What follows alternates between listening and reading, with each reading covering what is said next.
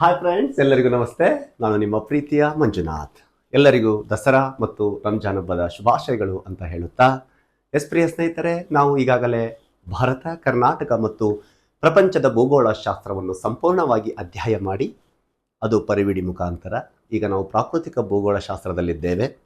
ಪ್ರಾಕೃತಿಕ ಭೂಗೋಳ ಶಾಸ್ತ್ರದಲ್ಲಿ ಪ್ರಮುಖವಾಗಿ ಶಿಲಾಗೋಳ, ಜಲಗೋಳ ಮತ್ತು ವಾಯುಗೋಳ ಈ ಮೂರನ್ನು ಒಳಗೊಂಡ ಜೀವಿಗೋಳ, ಇದನ್ನು ನಾವು ಪ್ರತ್ಯೇಕವಾಗಿ ಅಭ್ಯಾಸ ಮಾಡ್ತಾ ಹೋಗೋಣ. ಅದರಲ್ಲಿ ಮೊದಲನೇದು ತಗೊಂಡಿದ್ದೀನಿ. ಯಾವುದು ಅಂತ ಬಂದಾಗ ಶಿಲಾಗೋಳ,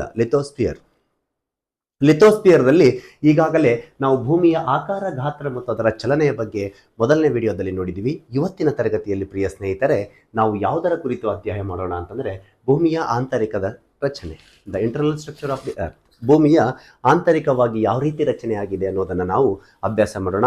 ಪ್ರಿಯ ಸ್ನೇಹಿತರೆ, ನನ್ನ ಪ್ರಶ್ನೆಗಳು ಸ್ಪರ್ಧಾತ್ಮಕ ಪರೀಕ್ಷೆಯಲ್ಲಿ ಯಾವುದೇ ಸ್ಪರ್ಧಾತ್ಮಕ ಪರೀಕ್ಷೆಯಲ್ಲಿ ಮಿಸ್ ಆಗಲು ಚಾನ್ಸ್ ಇಲ್ಲ. ಹಾಗಾಗಿ ತಾಳ್ಮೆಯಿಂದ ಪರಿಪೂರ್ಣವಾಗಿ ತರಗತಿಯನ್ನು ಮುಗಿಸಿ ಅಂತ ಹೇಳ್ತೀನಿ. ಅದೇ ನಿಮಗೆ ಈಗ ಒಂದು ತಾಳ್ಮೆ ಇಲ್ಲ ಅಂತಂದರೆ ನಮಗೆ ಜಾಬ್ ಹೇಗಾಗುತ್ತೆ ಹೇಳಿ? ಆ ತಾಳ್ಮೆ ಬಹಳ ಇಂಪಾರ್ಟೆಂಟು. ಹಾಗಾಗಿ ಹೇಳ್ತಾ ಇದ್ದೀನಿ, ತಾಳ್ಮೆಯಿಂದ ಪರಿಪೂರ್ಣವಾಗಿ ತರಗತಿಯನ್ನು ವೀಕ್ಷಣೆ ಮಾಡಿ ಅಂತ ಹೇಳ್ತೀನಿ. ಪ್ರಿಯ ಸ್ನೇಹಿತರೆ, ನಿಮ್ಮ ಪ್ರತಿಯೊಂದು ಸ್ನೇಹಿತರಿಗೆ ಹಂಚಿಕೊಳ್ಳಿ. ಕರ್ನಾಟಕದಲ್ಲಿ ಪ್ರಥಮ ಬಾರಿಗೆ ಸಂಪೂರ್ಣ ವಿಷಯದ ಕುರಿತು ಚರ್ಚೆ ಮಾಡಿದ ಮೊದಲ ವ್ಯಕ್ತಿ ನಾನಾಗ್ತೀನಿ ಯೂಟ್ಯೂಬಿನಲ್ಲಿ. ಅದರ ಸದುಪಯೋಗವನ್ನು ಪಡೆದುಕೊಳ್ಳಿ ಅಂತ ಹೇಳುತ್ತಾ, ಪ್ರಿಯ ಸ್ನೇಹಿತರೆ, ಹಾಗಾದರೆ ಇವತ್ತಿನ ತರಗತಿಗಳಿಗಿಂತ ಮುಂಚೆ ಪ್ರಿಯ ಸ್ನೇಹಿತರೆ, ನಾನು ಇಲ್ಲಿಯ ತನಕ ತರಗತಿಗಳನ್ನು ಉಚಿತವಾಗಿ ಮಾಡುತ್ತಾ ಬಂದಿದ್ದೇನೆ. ಇನ್ಮೇಲೂ ಉಚಿತವಾಗಿಯೇ ತರಗತಿಗಳಿರ್ತವೆ, ಇಲ್ಲ ಅಂತಲ್ಲ. ಇನ್ಮೇಲೂ ಸಹ ಉಚಿತವಾಗಿ ತರಗತಿ ಇರ್ತವೆ. ನನಗೆ ಯಾರಾದರೂ ಸಪೋರ್ಟ್ ಮಾಡೋರಿದ್ದರೆ, ಆರ್ಥಿಕವಾಗಿ ನೀವು ಬಲಿಷ್ಠರಿದ್ರಿ, ಆರ್ಥಿಕವಾಗಿ ನೀವು ಶಕ್ತಿಯುತರಿದ್ದಾಗ ನೀವು ನನಗೆ ಸಪೋರ್ಟ್ ಮಾಡೋರಿದ್ದರೆ ಮಾಡ್ಬೋದು. ಆದರೆ ಇದು ಬಡ ವಿದ್ಯಾರ್ಥಿಗಳಿಗೆ ಅನ್ವಯವಾಗುವುದಿಲ್ಲ.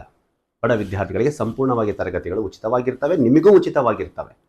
ಅರ್ಥ ಆಯ್ತಾ? ನಾನು ಹೇಳ್ತಿದ್ದೇನಲ್ವಾ, ಮಾಡಲೇಬೇಕೆಂದು ಒತ್ತಾಯವೇನಿಲ್ಲ, ತರಗತಿಗಳು ಎಲ್ಲರಿಗೂ ದೊರೆಯುತ್ತವೆ. ಅರ್ಥ ಆಯ್ತಾ? ಪ್ರಿಯ ಸ್ನೇಹಿತರೆ, ಹಾಗಾದರೆ ತರಗತಿಗೆ ದುಮ್ಕೋಣ. ಇವತ್ತು ನಾವು ಮಾತಾಡ್ತಕ್ಕಂಥ ಪ್ರಮುಖ ಅಧ್ಯಾಯ, ಎರಡನೇ ಅಧ್ಯಾಯ ಯಾವುದಾಗಿರುತ್ತೆ? ಚಾಪ್ಟರ್ 2, ಭೂಮಿಯ ಆಂತರಿಕ ರಚನೆ. ಹಾಗಾದರೆ ಮೊದಲು ಸ್ಲೈಡ್ ಏನಿದಾವೆ ಅಂತ ನಾವು ನೋಡ್ಕೊಂಡ್ಬಿಡೋಣ. ಸ್ಲೈಡ್ ನೋಡಿಕೊಂಡ್ರೆ ನಮಗೆ ಈಸಿಯಾಗಿ ಯಾವುದಾದ್ರ ಕುರಿತು ಮಾತಾಡ್ತಿದೀವಿ ಅಂತ ಗೊತ್ತಾಗುತ್ತೆ. ನೋಡಿ, ಕೆಲವು ಭೂಮಿಯ ಮೇಲೆ ಕಂಡು ಬರ್ತಕ್ಕಂಥ ಆಳವಾದ ಪ್ರದೇಶಗಳು,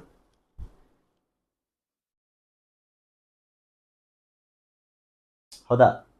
ಭೂಕಂಪದ ಅಲೆಗಳಿಂದ ಭೂಮಿಯ ಅಂತರಾಳವನ್ನು 3 ಭಾಗಗಳಾಗಿ ವಿಭಾಗ.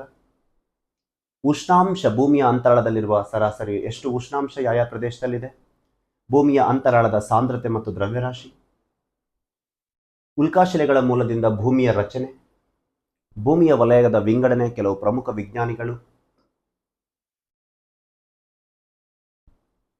ಭೂಮಿಯನ್ನು ನಾವು ಈ ಒಂದು ಭೂಕಂಪದ ಅಲೆಗಳಿಂದ ನಾವು ಭೂಮಿಯ ಅಂತರಾಳವನ್ನು 3 ಭಾಗಗಳಾಗಿ ವಿಭಾಗ, ಲಿಥೋಸ್ಪಿಯರ್, ಪೈರೋಸ್ಪಿಯರ್ ಅಂಡ್ ಬೈರೋಸ್ಪಿಯರ್. ಭೂಮಿಯ ಲೇಯರ್ ಯಾವ ರೀತಿ ಇದೆ, ಯಾವುದರ ಆಧಾರದ ಮೇಲೆ ನಾವು ಭೂಕೇಂದ್ರವನ್ನು ನಿರ್ಧಾರ ಮಾಡ್ತೀವಿ ಎನ್ನುವುದು, ಭೂಮಿಯನ್ನು 3 ಭಾಗಗಳಾಗಿ ವಿಭಾಗ ಮಾಡಿದ ಕೆಲವು ಪ್ರಮುಖ ವಿಜ್ಞಾನಿಗಳ ಹೆಸರುಗಳು, ಶಿಲಾಗೋಳ, ಲಿಥೋಸ್ಪಿಯರ್, ಪೈರೋಸ್ಪಿಯರ್, ಮಿಶ್ರಗೋಳ,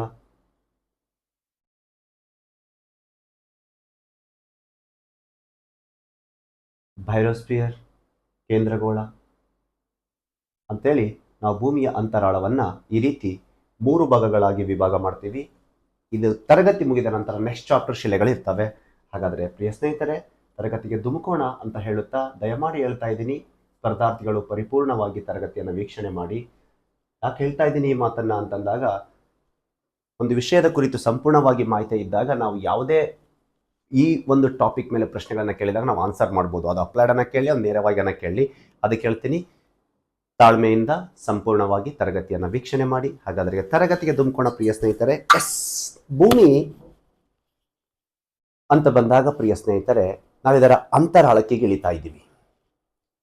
ಭೂಮಿಯ ಅಂತರಾಳಕ್ಕೆ ನಾವು ಇಳಿತಾ ಇದ್ದೀವಿ ಅಂತಂದ್ರೆ, ಭೂಮಿಯ ಆಂತರಿಕ ರಚನೆ ಇಂದಿಗೂ ಸಹ ಒಂದು ನಿಗೂಢವಾಗಿದೆ.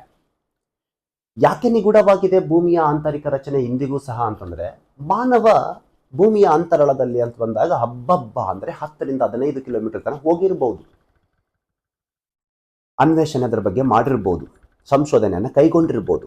ಆದರೆ ಭೂಮಿ ಅಂತ ಬಂದಾಗ ಪ್ರಿಯ ಸ್ನೇಹಿತರೆ, ಇದರ ಒಟ್ಟು ಆಳ, ಭೂಮಿ ಮೇಲ್ಮೈಯಿಂದ ಹಿಡಿದು ಭೂಮಿಯ ಸಂಪೂರ್ಣ ಒಟ್ಟು ಆಳ ಎಷ್ಟಿದೆ ಅಂತಂದ್ರೆ 6378 ಕಿಲೋಮೀಟರ್ ಆಳ ಇರುವುದರಿಂದ ಭೂಮಿಯ ಅಂತರಾಳಕ್ಕೆ ನಾವು ಹೋಗೋದು ತುಂಬಾ ಕಠಿಣ, ಬಹಳ ಕಷ್ಟಕರ ಸಂಗತಿ. ಹೀಗೆ ಭೂ ಮೇಲ್ಮೈಯಿಂದ ಮಾನವ ಸರಿಸುಮಾರು 10ರಿಂದ 15 ಕಿಲೋಮೀಟರ್ ಆಳದವರೆಗೆ ಮಾತ್ರ ತನ್ನ ಪ್ರತ್ಯಕ್ಷವಾದ ಮಾಹಿತಿಯನ್ನು ಹಾಕ್ಬೋದು ವಿನಃ ಪರೋಕ್ಷವಾದ ಮಾಹಿತಿಯನ್ನು ಹಾಕ್ಬೋದು ವಿನಃ ಪ್ರತ್ಯಕ್ಷವಾದ ಮಾಹಿತಿ ಇನ್ನೂ ಮಾನವನಿಗೆ ದೃಢೀಕರಣಗೊಂಡಿಲ್ಲ. ಹಾಗಾಗಿ ಅದರ ಬಗ್ಗೆ ಮಾನವನಿಗೆ ಇರುವ ಜ್ಞಾನ ಪ್ರತ್ಯಕ್ಷವಾಗಿ ತುಂಬಾ ಕಡಿಮೆ ಭೂಮಿಯ ಅಂತರಾಳದ ಬಗ್ಗೆ. ಇಲ್ಲಿ ಮಾನವ ಅಂತ ಬಂದಾಗ ಭೂಮಿಯ ಅಂತರಾಳವನ್ನು ಹಲವು ಕಾರಣಗಳಿಂದ ಹಗಿತಾನೆ, ನಿಮಗೆ ಗೊತ್ತು. ಕೆಲವು ಕಾರಣಗಳಿಂದ ಅಂತ ಬಂದಾಗ ಈಗ ನಾವು ಗಣಿಗಾರಿಕೆಯನ್ನ ಮಾಡ್ತೀವಿ. ಯಾಕೆ ಗಣಿಗಾರಿಕೆ ಮಾಡ್ತೀವಿ? ಗಣಿಗಾರಿಕೆ ಮಾಡಲು ಮೂಲ ಉದ್ದೇಶ ಏನು? ಆ ಭೂಮಿಯ ಅಂತರಾಳದಲ್ಲಿರ್ತಕ್ಕಂಥ ಕೆಲವು ಖನಿಜ ಸಂಪನ್ಮೂಲಗಳನ್ನು ಬಳಸಿಕೊಳ್ಳಲು, ಮಿನರಲ್ ರಿಸೋರ್ಸಸ್ ಅನ್ನ. ಆಮೇಲೆ ಭೂಮಿಯ ಅಂತರಾಳದಲ್ಲಿ ನಾವು ಗಣಿಗಾರಿಕೆಯನ್ನು ಮಾಡುವುದರ ಜೊತೆಗೆ ಮತ್ತೇನ್ ಮಾಡ್ತೀವಿ ಅಂದ್ರೆ ಕೆಲವು ಬಾವಿಗಳನ್ನ ತೋಡ್ತೀವಿ, ನೀರಿಗೋಸ್ಕರ, ಅಂತರ್ಜಲಕ್ಕೋಸ್ಕರ ಮತ್ತು ಈ ಒಂದು ಕಚ್ಚಾ ತೈಲಕ್ಕೋಸ್ಕರ. ಹೌದಾ? ಮತ್ತೆ ಅಂತ ಚಟುವಟಿಕೆಗಳು ಬಂದಾಗ ನಾವು ಸುರಂಗ ಮಾರ್ಗಗಳನ್ನ ನಿರ್ಮಾಣ ಮಾಡ್ತೀವಿ ಭೂಮಿಯ ಅಂತರಾಳಕ್ಕೆ. ಆಮೇಲೆ ಕೆಲವು ನೈಸರ್ಗಿಕವಾಗಿ ನೋಡೋದಾದ್ರೆ ಕಂದರಗಳ ರಚನೆ ಆಗಿರುತ್ತೆ, ಕಣಿವೆಗಳ ರಚನೆ ಆಗಿರುತ್ತೆ, ಪ್ರಪಾತಗಳ ರಚನೆ. ಪ್ರಪಾತ ಕಂದರ ಅಂದ್ರೆ ಒಂದೇ ಆ ಟ್ರೆಂಚ್ ಫಾರ್ಮೇಶನ್ಗಳಾಗಿರ್ತವೆ ಭೂಮಿಯ ಫಲಕಗಳ ಸಂಕೋಚನೆಯಿಂದ ನಡುವೆ. ಹೇಳ್ತೀನಿ, ಅದು ಕಾಂಟಿನೆಂಟಲ್ ಡ್ರಿಫ್ಟ್ ಥಿಯರಿಯಲ್ಲಿ ಬರುತ್ತೆ. ಈ ರೀತಿ ಮಾನವನಿಗೆ ಭೂಮಿಯ ಅಂತರಾಳದಲ್ಲಿರ್ತಕ್ಕಂಥ ಕೆಲವು ತನಗೆ ಬೇಕಾಗುವ ಸಂಪನ್ಮೂಲಗಳ ಬಳಕೆಯಿಂದ ಭೂಮಿಯನ್ನು ಹಗೆದುಕೊಂಡು ಹೋಗಿದ್ದಾನೆ, ಇಲ್ಲ ಅಂತ ಅಲ್ಲ. ಆದರೆ ನಾವು ಇವೆಲ್ಲವೂ ಭೂಮಿಯ ಗಾತ್ರಕ್ಕೆ ಹೋಲಿಸಿದರೆ ಅತ್ಯಲ್ಪ ಮಾತ್ರ. ಏನು? ಭೂಮಿಯ ಅಂತರಾಳಕ್ಕೆ ನಾವು ಇಳಿದಿದ್ದು. ಯಾಕಂದ್ರೆ 6378 ಕಿಲೋಮೀಟರ್ ಭೂಮಿಯ ಆಳವಿದೆ. ಅಲ್ಲಿಯ ತನಕ ಮಾನವನಿಗೆ ಹೋಗಲು ಇಂದಿಗೂ ಸಹ ಸಾಧ್ಯವಾಗಿಲ್ಲ. ಅಷ್ಟೆಲ್ಲ ಯಾಕೆ, 200 ಕಿಲೋಮೀಟರ್ ಅಂತ ತಗೊಂಡ್ರು ಆಗಿಲ್ಲ, 100 ಕಿಲೋಮೀಟರ್ ಅಂದ್ರೂ ಆಗಿಲ್ಲ, 50 ಕಿಲೋಮೀಟರ್ ಆಗಿಲ್ಲ. ಮಾನವನು ಕೇವಲ 12 ಕಿಲೋಮೀಟರ್ ಹೋಗಿದ್ದಾನೆ ರಷ್ಯಾದ ಕೋಲಾ ಎಂಬ ಪ್ಲೇಸ್ ಅಲ್ಲಿ. ಅದು ಬಿಟ್ಟರೆ ಮಾನವ ಅಲ್ಲಿಂದ ಕೆಳಗಡೆ ಇನ್ನೂ ಹೋಗಿಲ್ಲ. ಅದಕ್ಕೆ ಭೂಮಿ ಹೇಳುತ್ತೆ, ಎಲೆ ಮಾನವ, ಚಂದ್ರಯಾನ, ಮಂಗಳಯಾನ, ಇತರೆ ಎಲ್ಲ ಆಕಾಶ ಕಾಯಗಳ ಬಗ್ಗೆ ನಿನಗೆ ಅನ್ವೇಷಣೆ ನಡೆದಿದೆ. ನಿನ್ನಲ್ಲಿ ನಿಜವಾದ ತಾಕತ್ತಿದ್ದರೆ ನನ್ನ ದೇಹದ ಮೇಲಿರುವ ಆಂತರಿಕ ರಚನೆಗೆ ಬಂದು ನೋಡು ಅಂತ ಹೇಳುತ್ತೆ. ನೋಡಿ, ಭೂಮಿಯೇ ನಮಗೆ ಚಾಲೆಂಜ್ ಮಾಡುತ್ತೆ. ಈ ರೀತಿ ನಾವು ಭೂಮಿಯನ್ನ ನೋಡಿದಾಗ ಅದರ ಅಂತರಾಳವನ್ನು ನಾವು ಹಲವು ಭಾಗಗಳಾಗಿ ವಿಭಾಗ ಮಾಡ್ತೀವಿ. ಪ್ರಿಯ ಸ್ನೇಹಿತರೆ, ನಾವು ಭೂಮಿಯ ಅಂತರಾಳವನ್ನು 3 ಭಾಗಗಳಾಗಿ, ಒಂದು ಶಿಲಾಗೋಳ ಕ್ರಸ್ಟ್, 2 ಮ್ಯಾಂಟಲ್ ಮಿಶ್ರಗೋಳ, 3ನೇದು ಕೇಂದ್ರಗೋಳ ಅಂತಂದೇಳಿ ಭೂಮಿಯ ಅಂತರಾಳವನ್ನು 3 ಭಾಗಗಳಾಗಿ ವಿಭಾಗ ಮಾಡ್ತೀವಿ. ಆದರೆ ನಾವು ಪ್ರತ್ಯಕ್ಷವಾಗಿ ಯಾವುದೇ ಮಾಹಿತಿಯನ್ನು ಕಲೆ ಹಾಕದೆ ಪರೋಕ್ಷವಾಗಿ ಕೆಲವು ಉದಾಹರಣೆಗಳನ್ನು ಆಧಾರವಾಗಿಟ್ಟುಕೊಂಡು ನಾವು ಭೂಮಿಯ ಅಂತರಾಳವನ್ನು ನೋಡ್ತೀವಿ. ಭೂಮಿಯ ಅಂತರಾಳವನ್ನು ನೋಡುವುದಾದರೆ ನಾವು ನೈಸರ್ಗಿಕವಾಗಿ ಇತ್ತೀಚೆಗೆ ಮಾನವನಿಗೆ ಗೊತ್ತಿರುವ ಒಂದು ಭೂಮಿಯ ಅತ್ಯಂತ ಆಳವಾದ ಪ್ರದೇಶ ಅಂತ ಬಂದಾಗ, see here, this is the map. ಇಲ್ಲಿ ಚೀನಾ ಇದೆ, ಜಪಾನ್ ಇದೆ, ಕೆಳಗಡೆ ಫಿಲಿಪೈನ್ಸ್ ಇದೆ. ಫಿಲಿಪೈನ್ಸಿನ ಪೂರ್ವ ಭಾಗದ ಈ ಪ್ರದೇಶದಲ್ಲಿ ಒಂದು ಟ್ರೆಂಚ್ ಇದೆ. ಅದರ ಹೆಸರೇ ಮರಿಯಾನಾ ಟ್ರೆಂಚ್. ಇದು ಟ್ರೆಂಚ್ ಹೇಗೆ ಫಾರ್ಮೇಶನ್ ಆಗ್ತಾವ ಅಂದ್ರೆ 2 ಭೂಫಲಕಗಳು ಈಗೂ ಸಹ ನಿರಂತರವಾಗಿ ಚಲನೆಯಲ್ಲಿ ಇದಾವೆ. ಕಾಂಟಿನೆಂಟಲ್ ಪ್ಲೇಟ್ಸ್ಗಳ ಮೂವ್ಮೆಂಟ್ಸ್ ಈಗೂ ಇದೆ. ಹೈಡೆನ್ಸ್ ಇರ್ತಕ್ಕಂಥ, ಅಧಿಕ ಸಾಂದ್ರತೆ ಇರ್ತಕ್ಕಂಥ ಕಾಂಟಿನೆಂಟ್ ಮೇಲ್ಮುಖವಾಗಿ, ಕಡಿಮೆ ಸಾಂದ್ರತೆ ಇರುವ ಕಾಂಟಿನೆಂಟ್ ಪ್ಲೇಟ್ ಕೆಳಮುಖವಾಗಿ ಚಲಿಸಿದಾಗ ನಡಕ್ಕೆ ಗ್ಯಾಪ್ ಬೀಳುತ್ತಲ್ಲ, ಅದಕ್ಕೆ ಟ್ರೆಂಚ್ ಅಂತ ಕರಿತೀವಿ. ಈ ರೀತಿ ಟ್ರೆಂಚ್ಗಳು, ಕಂದರಗಳು, ಪ್ರಪಾತಗಳ ರಚನೆ ಆಗುತ್ತೆ ಸಾಗರದ ಅಂತರಾಳದಲ್ಲಿ.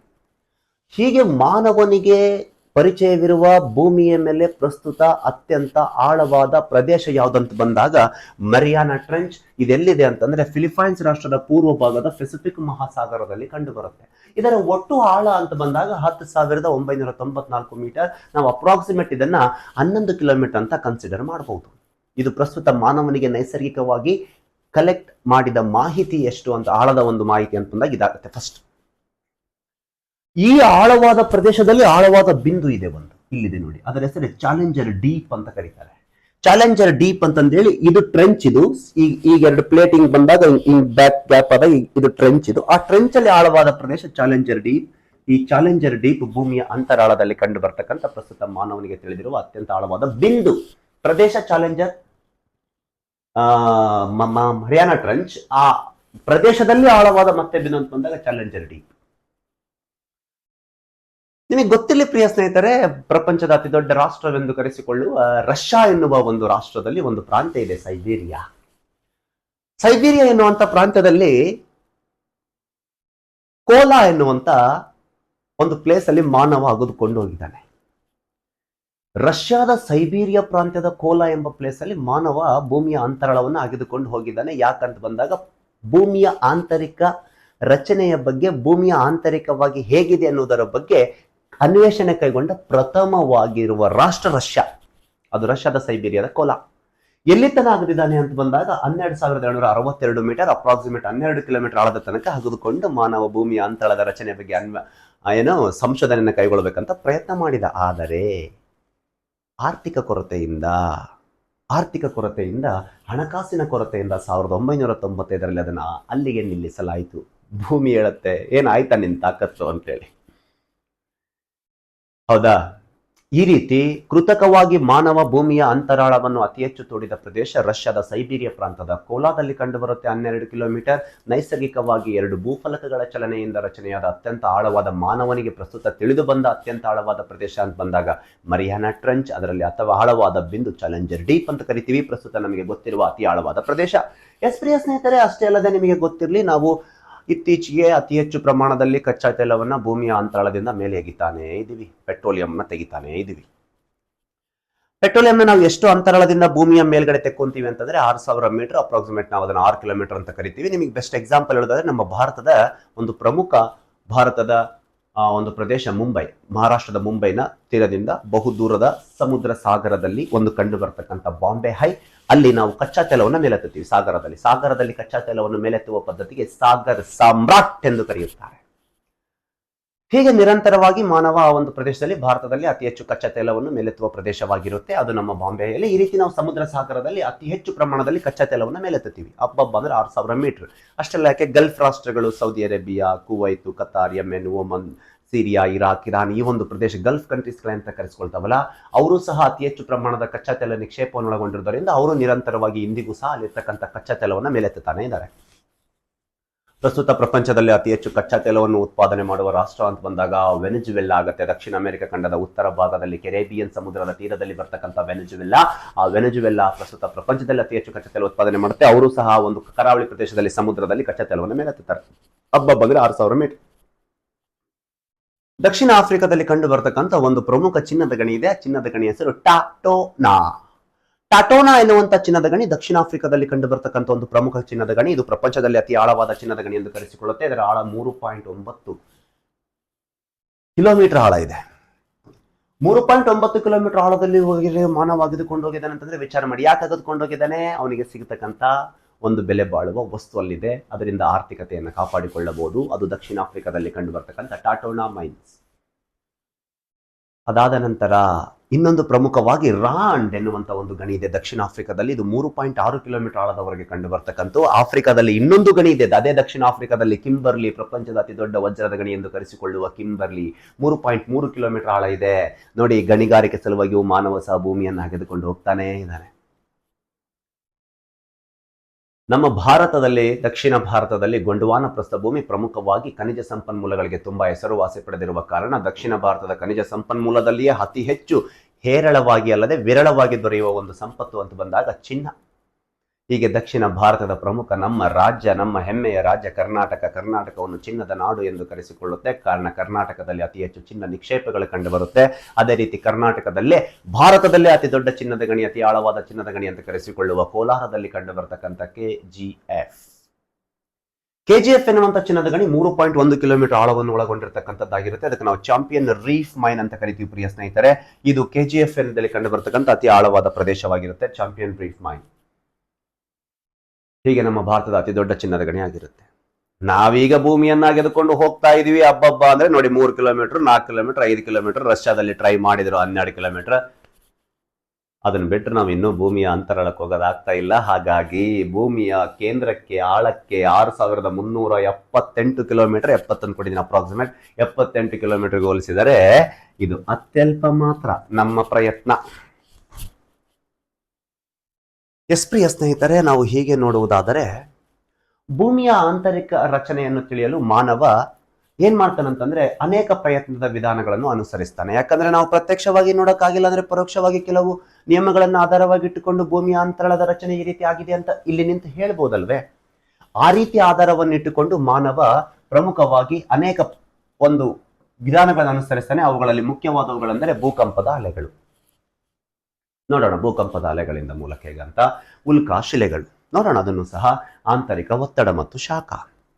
ಆಂತರಿಕ ಒತ್ತಡ ಮತ್ತು ಶಾಖ ಮತ್ತು ದ್ರವ್ಯರಾಶಿ ಮತ್ತು ಸಾಂದ್ರತೆ ಇತ್ಯಾದಿಯನ್ನು ಆಧಾರವಾಗಿಟ್ಟುಕೊಂಡು ಭೂಮಿಯ ಅಂತರಾಳದ ರಚನೆಯನ್ನು ಮಾನವ ಈ ರೀತಿ ಇರಬಹುದು ಅಂತಂದೇಳಿ ಪರೋಕ್ಷವಾಗಿ ಎಂದು ನಾವು ಹೇಳ್ಬೋದಾಗುತ್ತೆ. ಎಸ್, ನೋಡೋಣ ಹಾಗಾದ್ರೆ. ಅದರಲ್ಲಿ ಮೊದಲನೇದಾಗಿ ತೆಗೆದುಕೊಂಡು ಭೂಕಂಪದ ಅಲೆಗಳು. ನಿಮಗೆ ಗೊತ್ತು, ಭೂಕಂಪದ ಅಲೆಗಳು ಅಂತ ಬಂದಾಗ, ಭೂಕಂಪ ಅಂತ ಬಂದಾಗ ಎರಡು ಭೂಫಲಕಗಳ ಚಲನೆಯಿಂದ ಅಲ್ಲಿ ಏನಾಗುತ್ತೆ, ಹಠಾತ್ ಜಿರ್ಕ್ ಹೊಡೆಯುತ್ತೆ. ಬಹುಬೇಗನೆ ಏನಾಗುತ್ತೆ, ಅಲ್ಲಿ ಪ್ರೆಷರ್ಲೆ ಜಿರ್ಕ್ ಹೊಡೆಯುತ್ತೆ. ಅವಾಗ ಅಲ್ಲಿ ವೇವ್ಸ್ ಹುಟ್ಕೊಳ್ತವೆ. ವೇವ್ಸ್ ಎಲ್ಲಿಂದ ಹುಟ್ಕೊಳ್ತವೆ, ನಾವು ಅದ್ರ ಏನ್ ಕರಿತೀವಿ, ಸೆಸ್ಮಿಕ್ ಫೋಕಸ್, ಎಪಿಸೆಂಟರ್ ಅಂತ ಕರಿತೀವಿ. ಅಲ್ಲಿಂದ ವೇವ್ಸ್ ಚಲನೆ ಆಗ್ತಾವೆ, ನಾವು ಸೆಸ್ಮಿಕ್ ವೇವ್ಸ್ ಅಂತ ಕರಿತೀವಿ. ಭೂಕಂಪಕ್ಕ ವೇವ್ಸ್ಗಳು ಹೋಗ್ತಿರ್ತವೆ, ಸೆಸ್ಮಿಕ್ ವೇವ್ಸ್ ಅಂತ ಕರಿತೀವಿ. ಈ ರೀತಿ ಸೆಸ್ಮಿಕ್ ವೇವ್ಸ್ ಗಳಲ್ಲಿ ನಾವು 3 ತರ ನೋಡ್ತೀವಿ. ಒಂದು ಲಾಂಗಿಟ್ಯೂಡಿನಲ್ ವೇವ್ಸ್, ನೀಳ ಅಲೆ. 2 ಸರ್ಫೇಸ್, 2 ಟ್ರಾನ್ಸ್ವರ್ಸ್ ವೇವ್ಸ್, ಅಡ್ಡ ಅಲೆ. 3 ಸರ್ಫೇಸ್ ವೇವ್ಸ್, ಮೇಲ್ಮೈ ಅಲೆ ಅಂತ ಹೇಳಿ ನಾವು 3 ಅಲೆಗಳನ್ನ ಕರಿತೀವಿ. ಮೇಲ್ಮೈ ಅಲೆ ಬಿಟ್ಬಿಡಿ, ಅದು ಭೂಮಿಯ ಮೇಲೆ ಚಲಿಸುವ ಅಲೆ, ತುಂಬಾ ವಿನಾಶಕಾರಿ. ಬಟ್ ಭೂಮಿಯ ಅಂತರಾಳದಲ್ಲಿ ಹುಟ್ಟುಕೊಳ್ಳುವ 2 ಪ್ರಮುಖ ಅಲೆಗಳು ಯಾವಂತಂದ್ರೆ, ಒಂದು ಪ್ರೈಮರಿ ವೇವ್, 2 ಸೆಕೆಂಡರಿ ವೇವ್. ಮೊದಲನೇದು ನೀಳ ಅಲೆ, ಎರಡನೇದು ಯಾವ ಅಲೆ, ಅಡ್ಡ ಅಲೆ. ಲಾಂಗಿಟ್ಯೂಡಿನಲ್ ಅಂಡ್ ಟ್ರಾನ್ಸ್ವರ್ಸ್ ವೇವ್ಸ್, ಅವು 2 ಅಲೆಗಳಿಂದ ನಮಗೆ ಭೂಮಿಯ ಅಂತರಾಳದ ರಚನೆ ಬಗ್ಗೆ ನಾವು ಮಾಹಿತಿ ಕಲೆಕ್ಟ್ ಆಗ್ಬೋದು ಕೇಳಿಬೇಕಾದ್ರೆ. ಈಗ ಭೂಮಿಯ ಒಂದು ಇದು ಪಿಕ್ ಇದೆ, ಭೂಮಿಯ ಅಂತರಾಳ ನೋಡಿ. ಇಲ್ಲಿಂದ ಭೂಕಂಪ ಪ್ರಾರಂಭವಾಗಿದೆ. ನಾನು ನಿಮಗೆ ಇದನ್ನು ಪರಿಪೂರ್ಣವಾಗಿ ಭೂಕಂಪದಲ್ಲಿ ಹೇಳ್ತೀನಿ. ಬಟ್ ಈಗ ನಾವು ಅಂತರಾಳದ ಬಗ್ಗೆ ಅಧ್ಯಯನ ಮಾಡಬೇಕಂದ್ರೆ ಭೂಕಂಪದ ಅಲೆಗಳ ಆಧಾರವಾಗಿ ಇಟ್ಟುಕೊಂಡು ನಾವು ಭೂಮಿಯ ಅಂತರಾಳದ ಕೆಲವು ಭಾಗಗಳನ್ನು ವಿಭಾಗ ಮಾಡಿದೆ ಅಲ್ವಾ. ಈಗ ಇಲ್ಲಿ ಭೂಕಂಪ ಆಗಿದೆ. ಭೂಕಂಪ ಆದ ಪ್ರದೇಶದಿಂದ ವೇವ್ಸ್ ಮೂವ್ ಆಗ್ತವೆ.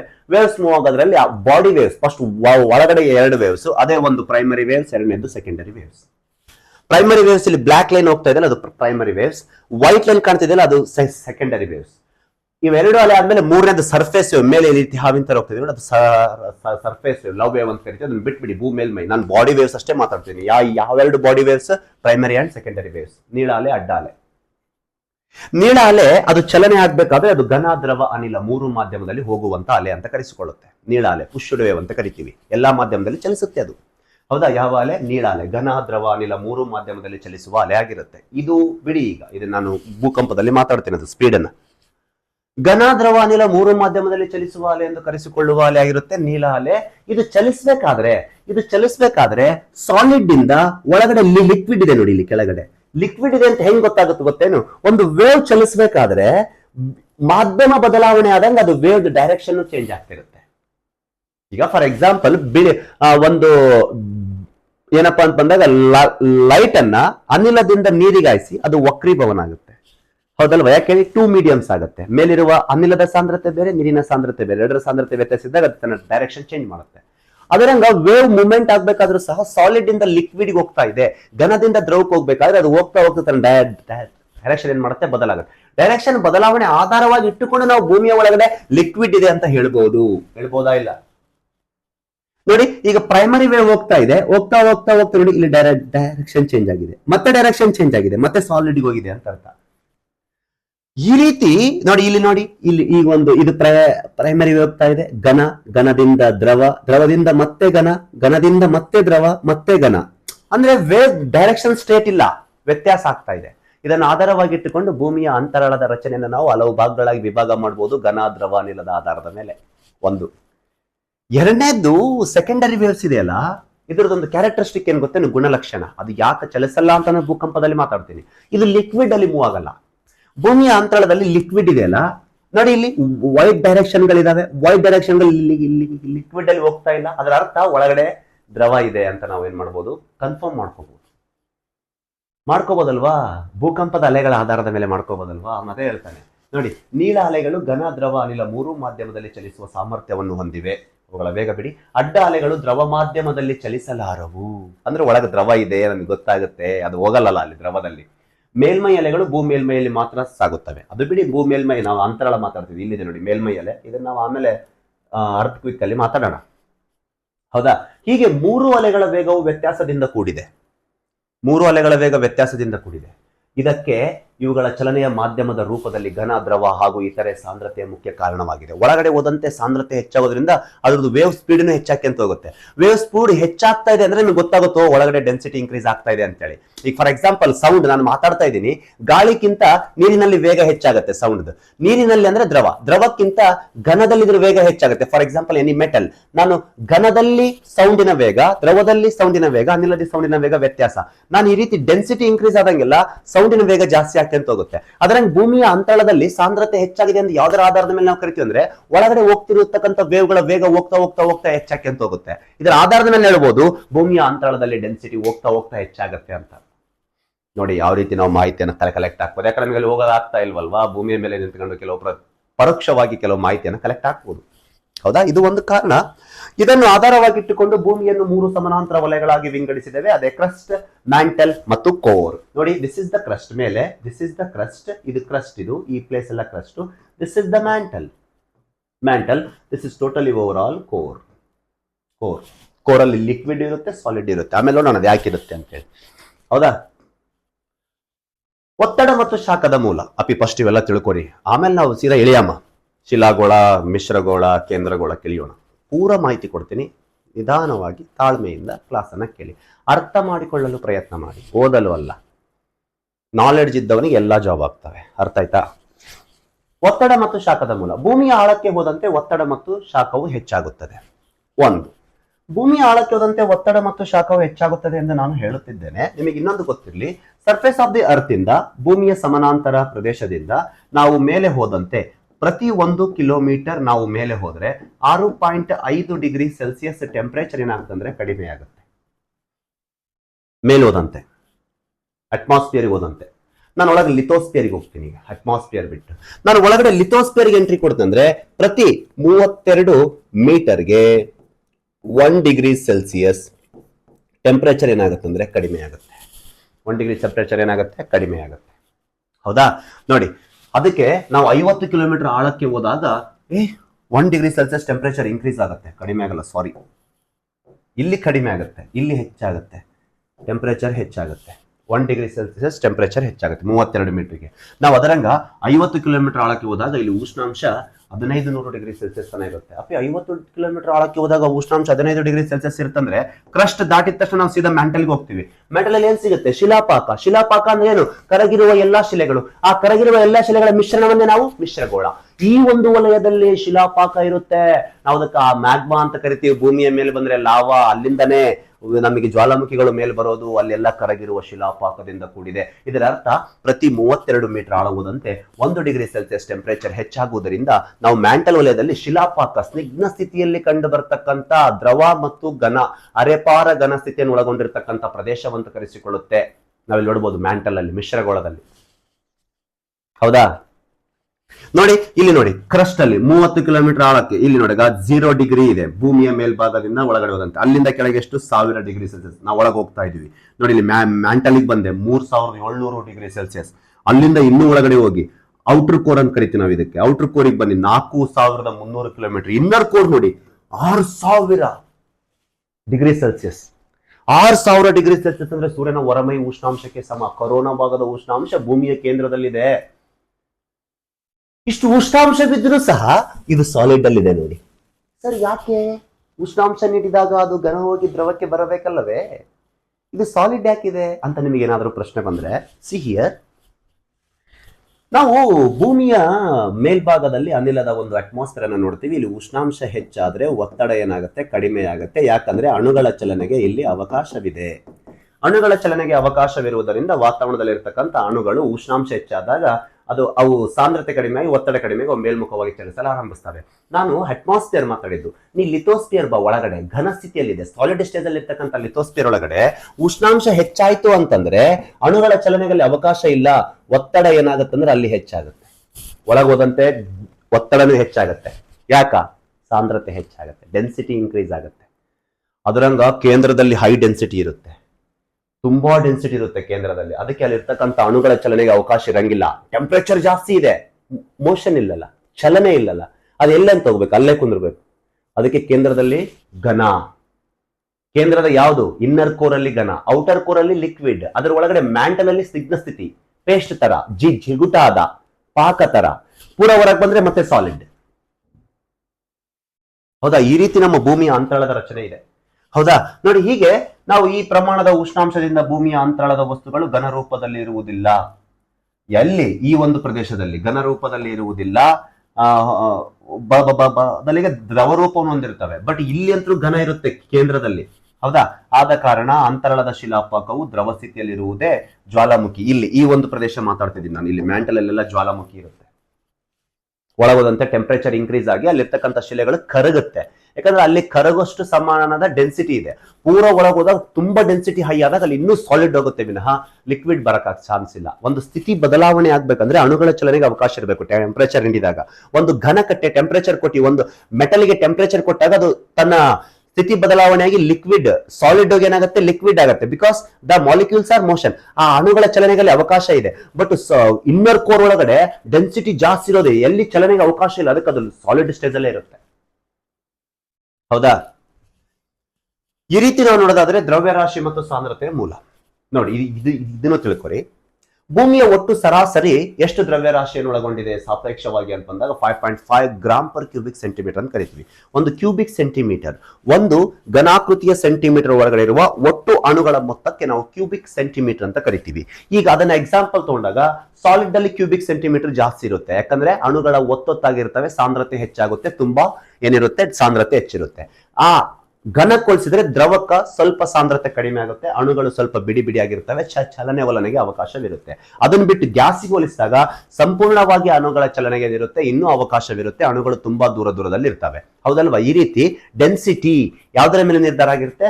ಆ ಒಟ್ಟು ಅಣುಗಳ ಮೊತ್ತ, ಒಟ್ಟು ಒಳಗೊಂಡಿರ್ತಕ್ಕಂಥ ಕ್ಯೂಬಿಕ್ ಸೆಂಟಿಮೀಟರ್ ಒಳಗಿನ ಅಣುಗಳ ಮೊತ್ತಕ್ಕೆ ಏನಾಗಿರುತ್ತೆ, ಸಮವಾಗಿರುತ್ತೆ. ಇದು ಎಲ್ಲಾ ಆಳದಲ್ಲಿ ಒಂದೇ ಆದ ವಿಧವನ್ನು ಒಳಗೊಂಡಿಲ್ಲ. ಭೂಮಿಯ ಅಂತರಾಳಕ್ಕೆ ಹೋದಂತೆ ವಸ್ತುಗಳ ಸಾಂದ್ರತೆ ಏನಾಗ್ತಾ ಹೋಗುತ್ತೆ, ಹೆಚ್ಚಾಗ್ತಾ ಹೋಗುತ್ತೆ. ಭೂಮಿಯ ಮೇಲ್ಭಾಗದಲ್ಲಿ ಕಂಡು ಬರ್ತಕ್ಕಂಥ ಕೆಲವು ಗ್ರಾನೈಟ್ ಶಿಲೆಗಳ ಸಾಪೇಕ್ಷ ಸಾಂದ್ರತೆ 2.7 ಗ್ರಾಮ್ ಪರ್ ಕ್ಯೂಬಿಕ್ ಸೆಂಟಿಮೀಟರ್ ಆದರೆ ಭೂಮಿಯ ಅಂತರಾಳದಲ್ಲಿ ಕಂಡು ಬರ್ತಕ್ಕಂಥ ಕೆಲವು ಬಸಾಲ್ಟ್ ಶಿಲೆಗಳ ಸಾಂದ್ರತೆ ಸಾಪೇಕ್ಷ ಸಾಂದ್ರತೆ 3 ಗ್ರಾಮ್ ಪರ್ ಕ್ಯೂಬಿಕ್ ಸೆಂಟಿಮೀಟರ್ ಒಳಗೊಂಡಿದೆ. ಆದರೆ ಇದನ್ನು ನಾವು ಕೇಂದ್ರಕ್ಕೆ ಹೋಲಿಸಿದಾಗ, ಭೂಮಿಯ ಸಂಪೂರ್ಣ ಕೇಂದ್ರಕ್ಕೆ ಹೋಲಿಸಿದಾಗ ಇಲ್ಲಿ 11 ಗ್ರಾಮ್ ಪರ್ ಕ್ಯೂಬಿಕ್ ಸೆಂಟಿಮೀಟರ್ ಅಷ್ಟು ಅಣುಗಳು ಒತ್ತೊತ್ತಾಗಿರ್ತವೆ. ಅದಕ್ಕೆ ಕೋರಲ್ಲಿ ಏನಾಗುತ್ತೆ, ಸಾಲಿಡ್ ಇರುತ್ತೆ. ಅಣುಗಳು ಟೆಂಪರೇಚರ್ ಜಾಸ್ತಿ ಇರುತ್ತೆ 6000, ಆದರೆ ಡೆನ್ಸಿಟಿ ಜಾಸ್ತಿ ಆಗೋದ್ರಿಂದ ಅಣುಗಳ ಚಲನೆಗೆ ಅವಕಾಶ ಇಲ್ಲದೆ ಅದು ಸಾಲಿಡ್ ಸ್ಟೇಜ್ ಅಲ್ಲೇ ಇರುತ್ತೆ. ಅಷ್ಟೆಲ್ಲ ಯಾಕ್ರಿ? ಇದು ಬಿಡಿ, ನಾವು ಇದನ್ನು ತಗೋ, ಭೂಕಂಪದ ಅಲೆಗಳು. ಮೊದಲನೇ ಅಲೆ ನೀಲ ಅಲೆ ಘನದಲ್ಲಿ ಹೋಯ್ತು, ದ್ರವದಲ್ಲಿ ಹೋಯ್ತು, ಮತ್ತೆ ಘನದಲ್ಲಿ ಹೋಯ್ತಲ್ಲ. ಯಾಕಂದ್ರೆ ಅದು ತನ್ನ ಡೈರೆಕ್ಷನ್ ಚೇಂಜ್ ಮಾಡ್ಕೊಂತ ಹೋಗ್ತಿರುತ್ತೆ. ಅದ್ರ ಮೇಲೆ ನಾವು ಹೇಳ್ಬೋದು ಒಳಗಡೆ ಘನನೂ ಇದೆ ದ್ರವನೂ ಇದೆ ಅಂತ ಹೇಳ್ಬೋದಲ್ಲ. ಇಲ್ಲಿ ನಾವು ಸಾಂದ್ರತೆ ಆಧಾರದ ಮೇಲೆ ಹೇಳ್ಬೋದಲ್ಲ ಅಲ್ಲಿ ಸಾಲಿಡ್ ಇದೆ ಅಂತಂದೇಳಿ. ಹೌದಾ? ಈ ರೀತಿ ನಾವು ಹೇಳ್ಬೋದು. ಕೇಂದ್ರ ಗೋಳದಲ್ಲಿ ಕಬ್ಬಿಣ ಮತ್ತು ನಿಕ್ಕಲ್ಗಳಿದ್ದು ಅವುಗಳ ಸಾಂದ್ರತೆ ತುಂಬಾ ಹೆಚ್ಚಿರುತ್ತೆ. ಕೇಂದ್ರದಲ್ಲಿ ಕಬ್ಬಿಣ ಮತ್ತು ನಿಕ್ಕಲ್ ಪ್ರಮಾಣ, ಅದಕ್ಕೆ ನಾವು ನಿಫೆ ಜೋನ್ ಅಂತ ಕರಿತೀವಿ. ಹಾಗಾಗಿ ಅಲ್ಲಿ ಸಾಂದ್ರತೆ ಹೆಚ್ಚಾಗಿರುತ್ತದೆ ಎಂದು ಊಹಿಸಲಾಗಿದೆ. ಭೂಕೇಂದ್ರದ ಒತ್ತಡ ಅತ್ಯಧಿಕ ಪ್ರಮಾಣದಲ್ಲಿ ಇರುವುದರಿಂದ ಈ ವಲಯದ ಶಿಲಾವಸ್ತುಗಳು ಅಧಿಕ ಉಷ್ಣಾಂಶದಲ್ಲಿದ್ದು ದ್ರವೀಕರಣಗೊಳ್ಳದೆ ಘನರೂಪದಲ್ಲಿಯೇ ದೃಢೀಕರಿಸಲಾಗಿದೆ. ಯಾಕಂದ್ರೆ ಒತ್ತೊತ್ತಾಗಿರ್ತವೆ ಕೇಂದ್ರದಲ್ಲಿ, ಪೂರ ಕೇಂದ್ರದಲ್ಲಿ. ಹೌದಾ? ನೋಡಿ ಮತ್ತೆ ಇವೆಲ್ಲ ತಿಳ್ಕೊಳ್ರ. ನಾನು ಇನ್ನ ಇಳಿದಿಲ್ಲ ಶಿಲಾಗೋಳ, ಮಿಶ್ರಗೋಳ, ಕೇಂದ್ರಗೋಳಕ. ಫಸ್ಟ್ ಇವೆಲ್ಲ ನಮಗೆ ಗೊತ್ತಿರ್ಬೇಕು. ಭೂಮಿಯ ಅಂತರಾಳಕ್ಕೆ ಹೋಗ್ತಿದೀವಿ ಅಂದ್ರೆ ನಾವು ಹೌದು ಹೆಂಗ ಪ್ರಶ್ನಾರ್ಥಕ ಚಿಹ್ನೆ ಬರುತ್ತಲ್ವಾ. ಕೇಂದ್ರದಲ್ಲಿ ನಿಕ್ಕಲ್ ಫೆರಸ್ ಇದೆ, ಹೆಂಗಿದೆ, ಯಾರು ಹೇಳಿದ್ರು, ನೀವು ಹೋಗಿ ನೋಡಿ ಬಂದಿಯಾ? ಕೆಲವು ಆಧಾರಗಳು ಬೇಕಲ್ಲ, ತಿಳ್ಕೊಳಕ್ ಪ್ರಯತ್ನ ಮಾಡಿ. ಅದಕ್ಕೆ ಉಲ್ಕಾಶಿಲೆಗಳ ಮೂಲ. ಭೂಮಿಗೆ ಎಷ್ಟೋ ಉಲ್ಕಾಪಾತದ ಶಿಲೆಗಳು ಬಂದು ಅಪ್ಪಳಿಸಿದವೆ. ಉಲ್ಕಾಶಿಲೆಗಳು ಅಪ್ಪಳಿಸಿದಾಗ ಭೂಮಿಯ ಮೇಲೆ ಕೆಲವು ಸರೋವರಗಳ ರಚನೆ ಆಗಿವೆ. ಶಿಲೆಗಳು ಅಲ್ಲೇನೂ ಸಹ ಬಿದ್ದಿವೆ. ಭೂಮಿಯ ಗುರುತ್ವಾಕರ್ಷಣ ಬಲಕ್ಕೆ ಒಳಗಾದ ಉಲ್ಕಾಶಿಲೆಗಳು ಭೂಮಿಯ ಅಟ್ಮಾಸ್ಫಿಯರ್ ಅಲ್ಲಿ ಚಲಿಸ್ತಾ ಬರ್ತವೆ. ಕೆಲವು ಉಲ್ಕಾಶಿಲೆಗಳು ಮಧ್ಯದಲ್ಲೇ ಉರಿದು ಭಸ್ಮ ಆಗ್ತವೆ, ಗಾತ್ರದಲ್ಲಿ ದೊಡ್ಡವಿದ್ದು ಭೂಮಿಗೆ ಬಂದು ಬೀಳ್ತವೆ, ಅಪ್ಪಳಿಸ್ತವೆ. ಕೆಲವು ಅನೇಕ ಆಸ್ತಿ ನಾಶ ಆಗ್ಬೋದು, ಭೂಕಂಪ ಆಗ್ಬೋದು. ಆ ಉಲ್ಕಾಶಿಲೆಗಳಲ್ಲಿ ಬಿದ್ದಾಗ ದೊಡ್ಡ ಸರೋವರ ಆಗ್ಬೋದು. ನಮಗೆ ಉಲ್ಕಾಶಿಲೆ ಅಂತ ಭೂಮಿಗೆ ಬಂದು ಬಿತ್ತು. ನಾವು ಮತ್ತೆ ಬಿತ್ತಷ್ಟು ಅದ್ರ ಬಗ್ಗೆ ನಾವು ಸಂಶೋಧನೆ ಕೈಗೊಳ್ತೀವಿಲ್ಲ. ಮತ್ತೆ ಸಂಶೋಧನೆ ಕೈಗೊಂಡಾಗ ಉಲ್ಕಾಶಿಲೆಯಲ್ಲಿ ಯಾವುದರ ಖನಿಜಾಂಶವನ್ನು ಒಳಗೊಂಡಿದೆ, ಭೂಮಿಯ ಮೇಲೂ ಸಹ ಅದೇ ಖನಿಜಾಂಶವನ್ನು ಒಳಗೊಂಡಿದೆ. ವಿಶ್ವದಲ್ಲಿರ್ತಕ್ಕಂಥ ಇತರೆ ಕಾಯಗಳು ಅದೇ ಖನಿಜಾಂಶವನ್ನು ಒಳಗೊಂಡಿರಬಹುದು. ಯಾಕಂದ್ರೆ ಸೂರ್ಯನ ಒಂದು ತುಣುಕಾದ ಭೂಮಿ ಇತರೆ ಎಲ್ಲಾ ಕಾಯಗಳು ಸೂರ್ಯನಿಂದ ಬಂದ ಭಾಗಗಳೇ ಅಂತ ನಾವು ಕರೆಸಿಕೊಳ್ತೀವಿ. ವಿಶ್ವದಲ್ಲಿರ್ತಕ್ಕಂಥ ಬೇರೆ ಆಕಾಶ ಕಾಯಗಳು ಸಹ ಉಲ್ಕೆ ಶಿಲೆಗಳೇ ಬಂದು ಭೂಮಿಗೆ ಬಿದ್ದಾಗ ಉಲ್ಕೆಯಲ್ಲಿ ಯಾವ ಖನಿಜಾಂಶವನ್ನು ಒಳಗೊಂಡಿದೆ, ಅದೇ ರೀತಿ ಭೂಮಿಯು ಆ ವಿಧದ ಒಂದು ಖನಿಜಾಂಶ ಒಳಗೊಂಡಿರಬಹುದು. ಭೂಮಿಯ ಅಂತರವನ್ನು ನಾವು ಅಂದಾಜಿಸಬಹುದಲ್ವಾ? ಹೌದಲ್ವಾ? ಇಲ್ಲಿ ನೋಡಿ, ಅವರು ಅದನ್ನೇ ಹೇಳ್ತಾರೆ. ಭೂಮಿಯ ಒಳ ರಚನೆಯ ಸ್ಥಿತಿಯನ್ನು ತಿಳಿಯಲು ಇದೊಂದು ಸಹ ಪರೋಕ್ಷ ಮೂಲ. ಆಕಾಶದಿಂದ ಭೂಮಿಯ ಕಡೆಗೆ ಚಲಿಸಿ ಬರುವ ಉಲ್ಕಾಶಿಲೆಗಳು ಮಧ್ಯದಲ್ಲಿ ಭಸ್ಮಗೊಳ್ಳುತ್ತವೆ. ಕೆಲವು ಉಲ್ಕಾಶಿಲೆಗಳು ಭೂಮಿಗೆ ಬಂದು ಅಪ್ಪಳಿಸಿದಾಗ ಅವುಗಳು ಭೂಮಿಯ ಮೇಲೆ ದೊರೆಯುವ ಶಿಲೆಯಂತೆಯೇ ಕೂಡಿವೆ. ಇದರ ಆಧಾರವಾಗಿಟ್ಟುಕೊಂಡು ಸೌರವ್ಯೂಹದ ಇತರೆ ಕಾಯಗಳು ಹೀಗೆ ಭೂ ಮೇಲ್ಮೈ ದೊರೆಯುವ ಖನಿಜಾಂಶಗಳಿಂದಲೇ ರಚನೆಯಾಗಿವೆ ಎಂದು ಕೆಲವು ಸಿದ್ಧಾಂತಗಳ ಅಭಿಪ್ರಾಯದಿಂದ ನಾವು ದೃಢೀಕರಿಸಬಹುದು. ಹೌದಲ್ವಾ?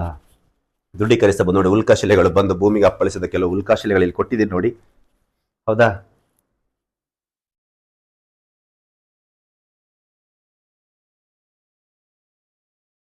ನೋಡಿ, ನೆಕ್ಸ್ಟ್ ಭೂಮಿಯ ವಲಯಗಳ ವಿಂಗಡಣೆ ಅಂತ ಬಂದಾಗ, ಹೌದಾ, the classification of the earth Jones ಅಂತ ಬಂದಾಗ, ಭೂಮಿಯ ರಚನೆ ಸಂಯೋಜನೆ ಆಧಾರದ ಮೇಲೆ ನಾವು ಒಟ್ಟು 3 ಸಮಾನಾಂತರ ಪದರಗಳಾಗಿ ವಿಂಗಡಿಸ್ತೀವಿ. ಇರ್ಲಿ, ನೋಡೋಣ ಹೆಂಗ್ ವಿಂಗಡಿಸ್ತೀವಿ ಅಂತೇಳಿ. ನಿಮಗೆ ಗೊತ್ತಿರಲಿ, ಭೂಮಿಯ ಪದರ ಹೀಗೆ ಭೂಮಿಯ ಪದರಗಳು ಭೂಮಿಯ ನಿರ್ಮಾಣದ ಹಂತದಲ್ಲಿಯೇ ಉಂಟಾಗಿವೆ ಅಂತಂದೇಳಿ ಒಬ್ಬ ವಿಜ್ಞಾನಿ ಹೇಳ್ತಾರೆ. ಯಾರು ಅಂತ ಬಂದಾಗ ಸುಯೆಸ್, ಫ್ರಮ್ ಆಸ್ಟ್ರಿಯಾ, ಎಡ್ವರ್ಡ್ ಸುಯೆಸ್ ಅಂತ ಹೇಳಿ. ಆಸ್ಟ್ರಿಯಾ, ಯುರೋಪ್ ಖಂಡದ ಆಸ್ಟ್ರಿಯಾ ಎನ್ನುವಂತ ರಾಷ್ಟ್ರದ ಒಬ್ಬ ಪ್ರಮುಖ ವಿಜ್ಞಾನಿಯಾದ ಸುಯೆಸ್ ರವರು ಭೂಮಿಯು ಪ್ರಾರಂಭದ ಹಂತದಲ್ಲಿಯೇ ಅದರ 3 ಭೂಮಿಯ ಅಂತರಾಳದ ಪದರಗಳ ರಚನೆ ಆಗಿದೆ ಅಂತ ಅವರು ಹೇಳ್ತಾರೆ. ಯಾಕಂದ್ರೆ ಸೂರ್ಯನಿಂದ ತುಣುಕಾಗಿ ಹೊರಗಡೆ ಬಂದು ವಿಶ್ವದ ಸೌರಮಂಡಲದ ಕಾಯಗಳ ರಚನೆ ಆಗಿ ಅದರ ಭೂಮಿಯು ಸಹ ಭೂಮಿ ಸೂರ್ಯನ ಒಂದು ಭಾಗವಾದ ಕಾರಣ ಪ್ರಾರಂಭದಲ್ಲಿ ಅದು ಬೆಂಕಿಯ ಚೆಂಡಿನ ತರವನ್ನು ಒಳಗೊಂಡಿರುವುದರಿಂದ ಆ ಬೆಂಕಿಯ ಚೆಂಡಿನ ತರ ಇರತಕ್ಕಂಥ ಈ ಒಂದು ಭೂಮಿ ತನ್ನ ದೈನಂದಿನ ಚಲನೆಯನ್ನು ಪಡೆದುಕೊಂಡಾಗ ದೈನಂದಿನ ಚಲನೆಯಿಂದ ಕೇಂದ್ರಪಗಾಮಿ ಬಲಕ್ಕೆ ಒಳಪಟ್ಟ ಆ ಒಂದು ಕಾಯದಲ್ಲಿ ಅಧಿಕ ಸಾಂದ್ರತೆ ಕಣಗಳು ಕಾಂಪ್ರೆಸ್ಗೆ ಕೇಂದ್ರದಲ್ಲಿ ಚಲಿಸಿ ಕಡಿಮೆ ಸಾಂದ್ರತೆ ಕಣಗಳು ಭೂಮಿಯ ಹೊರ ಮೇಲ್ಮೈಯಲ್ಲಿ ರಚನೆಯಾಗಿ, ಹೀಗೆ ಕಡಿಮೆ ಸಾಂದ್ರತೆ ಇರುವ ಕಣಗಳು ಭೂಮೇಲ್ಮೈ, ಅಧಿಕ ಸಾಂದ್ರತೆ ಇರುವ ಕಣಗಳು ಭೂಮಿಯ ಕೇಂದ್ರದಲ್ಲಿರುವ ಆಧಾರವನ್ನಿಟ್ಟುಕೊಂಡು ಇವರು ಭೂಮಿಯ ವಲಯಗಳನ್ನ 3 ಭಾಗಗಳಾಗಿ ವಿಭಾಗ ಮಾಡಿದ್ರು. ಅದೇ ಸಿಯಾಲ್, ಸೀಮಾ ಮತ್ತು ನಿಫೆ. ನಿಫೆ ಎನ್ನುವಂಥದ್ದು ಭೂ ಕೇಂದ್ರದಲ್ಲಿ ನಿಕ್ಕಲ್ ಮತ್ತು ಫೆರಸ್ ಅಧಿಕ ಸಾಂದ್ರತೆಯಿಂದ ಕೂಡಿರ್ತಕ್ಕಂಥ ಕಣಗಳಾದ ಕಾರಣ ಅವು ಕೇಂದ್ರದಲ್ಲಿ ಚಲಿಸ್ತವೆ. ಹೊರ ಭೂಮಿಯ ಶಿಲಾಪದರದಲ್ಲಿ ಸಿಯಾಲ್, ಸಿಲಿಕಾನ್ ಮತ್ತು ಅಲ್ಯೂಮಿನಿಯಂ, ಸೀಮಾ, ಸಿಲಿಕಾನ್ ಮತ್ತು ಮ್ಯಾಗ್ನೀಸಿಯಂ, ಸೆಕೆಂಡ್ ಲೇಯರ್. ಈ ರೀತಿ ಭೂಮಿಯ ಒಂದು ರಚನೆ ಪ್ರಾರಂಭದಲ್ಲಿ ಅದರ ದೈನಂದಿನ ಚಲನೆಯಿಂದನೇ ಅಲ್ಲಿ ಅವು 3 ವಲಯಗಳಾಗಿ ವಿಭಾಗಿಸಿದ ಭೂಮಿಯನ್ನು 3 ವಲಯಗಳಾಗಿ ವಿಭಾಗಿಸಿದ ಪ್ರಪ್ರಥಮ ವಿಜ್ಞಾನಿ ಎಡ್ವರ್ಡ್ ಸುಯೆಸ್ ಫ್ರಮ್ ಆಸ್ಟ್ರಿಯಾ. ಅಧಿಕ ಸಾಂದ್ರತೆ ಇರುವ ಕಣಗಳು ಕೇಂದ್ರದ ಕಡೆಗೆ, ಕಡಿಮೆ ಸಾಂದ್ರತೆ ಇರುವ ಕಣಗಳು ಹೊರಗೆ ಚಲಿಸ್ತಾವ ಅಂತ ಹೇಳ್ತಾರೆ ಅವರು. ನೋಡಿ, ಭೂಮಿಯು ಬೆಂಕಿ ಉಂಡೆಯಂತೆ ಇರುವ ಕಾರಣ ಹೆಚ್ಚು ಸಾಂದ್ರತೆಯ ವಸ್ತುಗಳು ಭೂಕೇಂದ್ರದ ಕಡೆಗೆ ಸೆಳೆಯಲ್ಪಟ್ಟು ಮತ್ತು ಹಗುರ ಶಿಲಾ ವಸ್ತುಗಳು ಹೊರಪದರದಲ್ಲಿ ಎಳೆಯಲಾಗಿವೆ. ಹೀಗೆ 3 ಸಮಾನಾಂತರ ಪದರಗಳ ವಿಂಗಡಣೆ ಮಾಡಿದ ಮೊದಲ ವ್ಯಕ್ತಿ ಆಸ್ಟ್ರಿಯಾದ ಸುಯೆಸ್. ಫಾರ್ ಎಕ್ಸಾಂಪಲ್, ಒಂದು ಪರಾತೆಯನ್ನು ತೆಗೆದುಕೊಳ್ಳಿ, ಇಲ್ಲ ಒಂದು ಬಕೆಟ್ ಅನ್ನು ತೆಗೆದುಕೊಳ್ಳಿ, ಅದರಾಗ ಒಂದು ಅರ್ಧ ನೀರು ಹಾಕಿ ಅದರಾಗ ಕೆಲವು ಶಿಲಾ ತುಣುಕುಗಳನ್ನು ಹಾಕಿ, ಕಲ್ಲನ್ನು ಹಾಕಿ, ಕೆಲವು ಪೇಪರ್ ತುಂಡುಗಳನ್ನು ಹಾಕಿ ಅದನ್ನು ಜೋರಾಗಿ ಕಟ್ಟಿಗೆಯನ್ನು ತಿರುಗಿಸಿ ನೋಡಿ, ಶಿಲೆಗಳು ಸೆಂಟರ್ ಸುತ್ತುತ್ತವೆ, ಪೇಪರ್ ತುಂಡುಗಳು ಹೊರಗೆ ಸುತ್ತುತ್ತವೆ. ಕಡಿಮೆ ಸಾಂದ್ರತೆ ಕಣಗಳು ಕೇಂದ್ರತೆಯಾಗಿ ಬಲಕ್ಕೊಳಪಟ್ಟು, ಅಧಿಕ ಸಾಂದ್ರತೆ ಕಣಗಳು ಕೇಂದ್ರಪಗಾಮಿ ಬಲಕ್ಕೊಳಪಟ್ಟು ಕೇಂದ್ರದ ಕಡೆ ಚಲಿಸಿ, ಅಧಿಕ ಸಾಂದ್ರತೆ ಕಣಗಳು ಕೇಂದ್ರದಲ್ಲಿ, ಅದೇ ನಿಕ್ಕಲ್ ಫೆರಸ್. ಕಡಿಮೆ ಸಾಂದ್ರತೆ ಕಣಗಳು ಹೊರ ಸುತ್ತಲ್ಪಟ್ಟು. ಯಾಕ ಭೂಮಿ ದೈನಂದಿನ ಚಲನೆಯಲ್ಲಿದ್ದಾಗ ಈ ರೀತಿ ಆಯ್ತು ಅಂತಂದೇಳಿ ಅದನ್ನ 3 ಲೇಯರ್ ಆಗಿ ಫಸ್ಟ್ ಮಾಡಿದ ವಿಜ್ಞಾನಿನೇ ಆಸ್ಟ್ರಿಯಾದ ಸುಯೆಸ್, ಎಡ್ವರ್ಡ್ ಸುಯೆಸ್. ಹೌದಾ? ಇಲ್ಲಿ ಎಡ್ವರ್ಡ್ ಸುಯೆಸ್ ಆದ ನಂತರ ನೆಕ್ಸ್ಟ್ ಜಸ್ಟ್ರಿ, ಭೂಮಿಯನ್ನು ಮೇಲ್ಪದರವನ್ನು upper layer, middle layer and lower layer ಅಂತಂದೇಳಿ 3 ಭಾಗಗಳಾಗಿ ವಿಭಾಗ ಮಾಡಿದರು. ಕಾಲಾಂತರದಲ್ಲಿ ಅರ್ಥರ್ ಹೋಮ್ಸ್ ಎನ್ನುವಂತವರು ಭೂಕವಚ, ಕ್ರಸ್ಟ್, ಮ್ಯಾಂಟಲ್, ಕೋರ್ ಎಂದು ವಿಂಗಡಿಸಿದರು. ನೋಡಿ, ನೆಕ್ಸ್ಟ್ ಕಾಲಾಂತರದಲ್ಲಿ ಹಿಂಗೆ ಮಾಡ್ತಾ ಬಂದಿದ್ದಾರೆ ವಿಜ್ಞಾನಿಗಳು. ಆಸ್ಟ್ರಿಯಾದ ಸುಯೆಸ್, ಜಸ್ಟ್ರಿ ಅಂಡ್ ಅರ್ಥರ್ ಹೋಮ್ಸ್.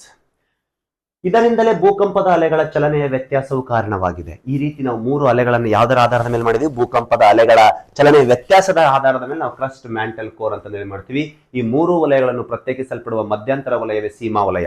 ಈ 3 ವಲಯವನ್ನು ಪ್ರತ್ಯೇಕಿಸುವ ಮಧ್ಯಂತರ ವಲಯಕ್ಕೆ ನಾವು ಸೀಮಾ ವಲಯ ಅಂತ ಕರಿತೀವಿ. ಈ ರೀತಿ ಮಧ್ಯಂತರ ವಲಯ, ಇಲ್ಲೆಲ್ಲ ಲಿಕ್ವಿಡ್ ಬರುತ್ತೆ, ಅದಕ್ಕೆ ನಾವು ಸೀಮಾ ವಲಯ ಅಂತ ಕರಿತೀವಿ. ಒಂದು ವಲಯದಿಂದ ಮತ್ತೊಂದು ವಲಯಕ್ಕೆ ಬದಲಾವಣೆಯನ್ನು ಹೊಂದಿರುವ ಸ್ತರಗಳಾಗಿವೆ. ಒಂದು ವಲಯದಿಂದ ಮತ್ತೊಂದು ವಲಯಕ್ಕೆ ಬದಲಾವಣೆ ಹೊಂದಿರುವ ಸ್ತರಗಳಾಗಿವೆ ನಾವು ಸೀಮಾ ವಲಯ ಅಂತ ಕರಿತೀವಿ. This is the point layer. ಈಗ ನಾವು ಅಟ್ಮಾಸ್ಫಿಯರ್ ಅಲ್ಲಿ ಟ್ರೋಪೋಪಾಸ್, ಸ್ಟ್ರಾಟೋಸ್ಪಾಸ್ ಅಂತ ಹೆಂಗ್ ನಾವು ಟೆಂಪರೇಚರ್ ಆಧಾರದ ಮೇಲೆ ವಿಭಾಗ ಮಾಡ್ತೀವಲ್ಲ, ಅದರಂಗೆ ಇಲ್ಲಿ ನಾವು ಇದನ್ನು ವಿಭಾಗಗಳನ್ನು ಮಾಡ್ತೀವಿ. ಭೂಮಿಯನ್ನು ಶಿಲಾಗೋಳ, ಮಿಶ್ರಗೋಳ, ಕೇಂದ್ರಗೋಳವೆಂದು ಪರಿಗಣಿಸಲು ರೂಢಿಯಾಗಿದೆ. ಇವುಗಳ ಗುಣಲಕ್ಷಣ ಮತ್ತು ದ್ರವ್ಯರಾಶಿಯ ವ್ಯತ್ಯಾಸದಿಂದ ಕೂಡಿದೆ ಎಂದು ನಾವು ಕೇಳಬಹುದು. ಅವುಗಳೆಂದರೆ ಮುಂದಿದೆ ನೋಡಿ. ಭೂಮಿಯನ್ನು ಸುತ್ತುವರೆದಿರುವ ಸರಿಸುಮಾರು 50 ರಿಂದ 60 ಕಿಲೋಮೀಟರ್ ಆಳದವರೆಗೆ ಮೇಲ್ಪದರವನ್ನು ನಾವು ಭೂತೊಗಟೆ, ಲಿಥೋಸ್ಪಿಯರ್ ಅಂತ ಕರಿತೀವಿ. ಫಸ್ಟ್ ಲೇಯರ್ ಇದು ಲಿಥೋಸ್ಪಿಯರ್ ಅಂತ ಕರಿತೀವಿ. ಯಾಕಂದ್ರೆ ಶಿಲೆಗಳಿಂದ ಆವರಿಸಿದ ಪ್ರದೇಶವಾದ ಕಾರಣ ನಾವು ಲಿಥೋಸ್ಪಿಯರ್, ನಾವು ನಿಂತೀವಲ್ಲ ಭೂಮಿ ಮೇಲ್ಮೈ, ಇಲ್ಲಿಂದ ಆಳಕ್ಕೆ ಹೋದ್ರೆ ನಾವು ಫಸ್ಟ್ ಬರೋದು ಲಿಥೋಸ್ಪಿಯರ್. ಭೂಕಂಪದ ಅಡ್ಡ ಅಲೆಗಳು ಶಿಲಾಗೋಳದಿಂದ ಮುಂದುವರೆದಂತೆ ವಕ್ರಗೊಂಡು ಹೆಚ್ಚು ವೇಗದಿಂದ 2900 ಕಿಲೋಮೀಟರ್ ವರೆಗೂ ಚಲಿಸುತ್ತವೆ. ಏನು ಭೂಕಂಪದ ಅಲೆಗಳು ಅಂದ್ರೆ? ಭೂಕಂಪದ ಅಲೆಗಳು ಅಂತ ಬಂದಾಗ ಶಿಲಾಗೋಳದಿಂದ, ಭೂಮೇಲ್ಮೇನ ಶಿಲಾಗೋಳದಿಂದ ಒಳಗಡೆ ಮ್ಯಾಂಟಲಿಗೆ ಹೋದಾಗ ಅಲ್ಲಿಂದ 2900 ಕಿಲೋಮೀಟರ್ ವೇಗದಲ್ಲಿ 2900 ಕಿಲೋಮೀಟರ್ ತನಕ, ಅಂದ್ರೆ ಇಲ್ಲಿಯ ತನಕ, ಇದು ಕೋರ್ ಇದೆ ಅಲ್ಲ, ಇದು ಬಾರ್ಡರ್ ತನಕ, ಎಲ್ಲಿಂದ 60 ಕಿಲೋಮೀಟರ್ ಇಂದ ಒಳಗಡೆ, ಅಲ್ಲಿ ಅದರ ವೇಗ ಜಾಸ್ತಿ ಇರುತ್ತೆ ಅಂತ ಹೇಳ್ತಾರೆ ಭೂಕಂಪದ ಅಲೆಗಳು. ಯಾಕೆ ಜಾಸ್ತಿ ಇರುತ್ತೆ ಅಂದ್ರೆ ಸಾಂದ್ರತೆ ಹೆಚ್ಚಿದೆ, ಹೆಚ್ಚಿರೋದಂದ್ರೆ ವೇವಿನ ವೇಗ ಏನಾಗುತ್ತೆ, ಹೆಚ್ಚಾಗ್ತಾವು. ಈ ಭಾಗದಲ್ಲಿ ನಾವು ಮಿಶ್ರಗೋಳ, ಪೈರೋಸ್ಫಿಯರ್ ಎಂದು ಕರಿತೀವಿ. ಶಿಲಾಗೋಳದ ನಂತರ ಆ ಭೂಕಂಪದ ಅಲೆಗಳ ವೇಗ ಹೆಚ್ಚಾಗ್ತಾ ಹೋಗುತ್ತೆ, ಎಲ್ಲಿಯ ತನಕ 2900 ಕಿಲೋಮೀಟರ್ ತನಕ. ಸರ್ ಅಲ್ಲಿ ಆದ್ಮೇಲೆ ನೆಕ್ಸ್ಟ್ ಲಿಕ್ವಿಡ್ ಬರುತ್ತಲ್ವಾ, ಕೋರ್, ಔಟರ್ ಕೋರ್ ಲಿಕ್ವಿಡ್ ಇದೆ, ಅಲ್ಲಿ ಮತ್ತೆ ಅದ್ರ ವೇಗ ಕಡಿಮೆ ಆಗುತ್ತೆ. ಅಲ್ಲಿಯ ತನಕ ಗುಟೆನ್ಬರ್ಗ್ ಲೈನ್ ಅಂತ ನಾವು ಕರಿತೀವಿ, 2900 ಕಿಲೋಮೀಟರ್ ತನಕ. ಹಾಗಾಗಿ ಇಲ್ಲಿಯ ತನಕ ನಾವು ಇದನ್ನ ಪೈರೋಸ್ಫಿಯರ್ ಅಂತ ಕರಿತೀವಿ. ಮತ್ತೆ ಭೂಮಿಯ 2900 ಕಿಲೋಮೀಟರ್ ಇಂದ ಹೆಚ್ಚು ಆಳದವರೆಗೆ ಕೇಂದ್ರ ಭಾಗವನ್ನು ಭೂಕಂಪದ ಅಡ್ಡ ಅಲೆಗಳು ಪ್ರವೇಶಿಸುವುದಿಲ್ಲ ನೋಡಿ ಅಲ್ಲಿ. ಯಾಕಂದ್ರೆ ದ್ರವದಲ್ಲಿ ಅಡ್ಡ ಅಲೆಗಳು ಚಲಿಸಂಗಿಲ್ಲ, ನಾವ್ ಹೇಳ್ಬೋದಲ್ಲಿ ಲಿಕ್ವಿಡ್ ಇದೆ ಅಂತಂದೇಳಿ. ಅಷ್ಟೇ ಅಲ್ಲದೆ ನೀಲ ಅಲೆಗಳು ಮಾರ್ಗವು ವಕ್ರವಾಗುವುದರ ಜೊತೆಗೆ ನೋಡಿ, ಇಲ್ಲಿ ನೀಲ ಅಲೆಗಳ ಮಾರ್ಗವು ಈಗ ಇಲ್ಲಿ ಏನು ಹೋಗ್ತಾ ಇದೆ, ಇದು ಅಲೆ ಹಿಂಗ್ ಹೋಗ್ತಾ ನೋಡಿಗ ಇಲ್ಲಿ ವಕ್ರ ಆಗ್ತಾ ಇದೆ, ಇಲ್ಲಿ ನೋಡಿಗ ಇಲ್ಲಿ ಬಂದು ವಕ್ರ ಆಗ್ತಿದೆ, ಇಲ್ಲಿ ವಕ್ರ ಆಗ್ತಿದೆ, ಹಿಂಗ್ ವಕ್ರ ಆಗಿ ಮತ್ತೆ ಇಲ್ಲಿ ವಕ್ರ ಆಗಿ ಹೋಗ್ತಾ ಇದೆ. ಅಂದ್ರೆ ಇಲ್ಲಿ ಕೇಂದ್ರದಲ್ಲಿ ಸಾಲಿಡ್ ಇದೆ ಅಂತ ನಾವು ಹೇಳ್ಬೋದು, ಹೌದಾ? ಕೇಂದ್ರದಲ್ಲಿ ಸಾಲಿಡ್ ಇದೆ, ಇಲ್ಲಿ ಲಿಕ್ವಿಡ್ ಇದೆ ಅಂತ ನಾವು ಹೇಳ್ಬೋದು. ಯಾಕಂದ್ರೆ ಅಲೆಗಳ ವಕ್ರತೆಯನ್ನು ಆಧಾರವಾಗಿಟ್ಟುಕೊಂಡು, ವಕ್ರತೆಯ ಜೊತೆಗೆ ಅವುಗಳ ವೇಗ ಗರಿಷ್ಠ ಪ್ರಮಾಣದಲ್ಲಿರುತ್ತದೆ. ಯಾಕ? ಡೆನ್ಸಿಟಿ ಜಾಸ್ತಿ ಹಾಕಿ ಅಂತ ಹೋಗುತ್ತೆ ಒಳಗಡೆ ಹೋದಂತೆ. ಆದುದರಿಂದ ಈ ಭಾಗವನ್ನು ಕೇಂದ್ರಗಳ ಬೈರೋಸ್ಫಿಯರ್ ಅಂತ ನಾವು ಕರಿತೀವಿ, ಬ್ಯಾರಿಸ್ಫಿಯರ್ ಅಂತ ಕರಿತೀವಿ. ಲಿಥೋಸ್ಫಿಯರ್, ಬೈರೋಸ್ಫಿಯರ್ ಅಂಡ್ ಬ್ಯಾರಿಸ್ಫಿಯರ್ ಅಂತ ಹೇಳಿ ನಾವು ಭೂಮಿಯ ಅಂತರಾಳವನ್ನ 3 ಭಾಗಗಳಾಗಿ ವಿಭಾಗ ಮಾಡ್ತೀವಿ. ಬೇಕಾದ್ರೆ ಇಲ್ಲಿ ನೋಡಿ, 1 ನಿಮಿಷ, ಸಪರೇಟ್ ಆಗ್ತಿಲ್ಲ.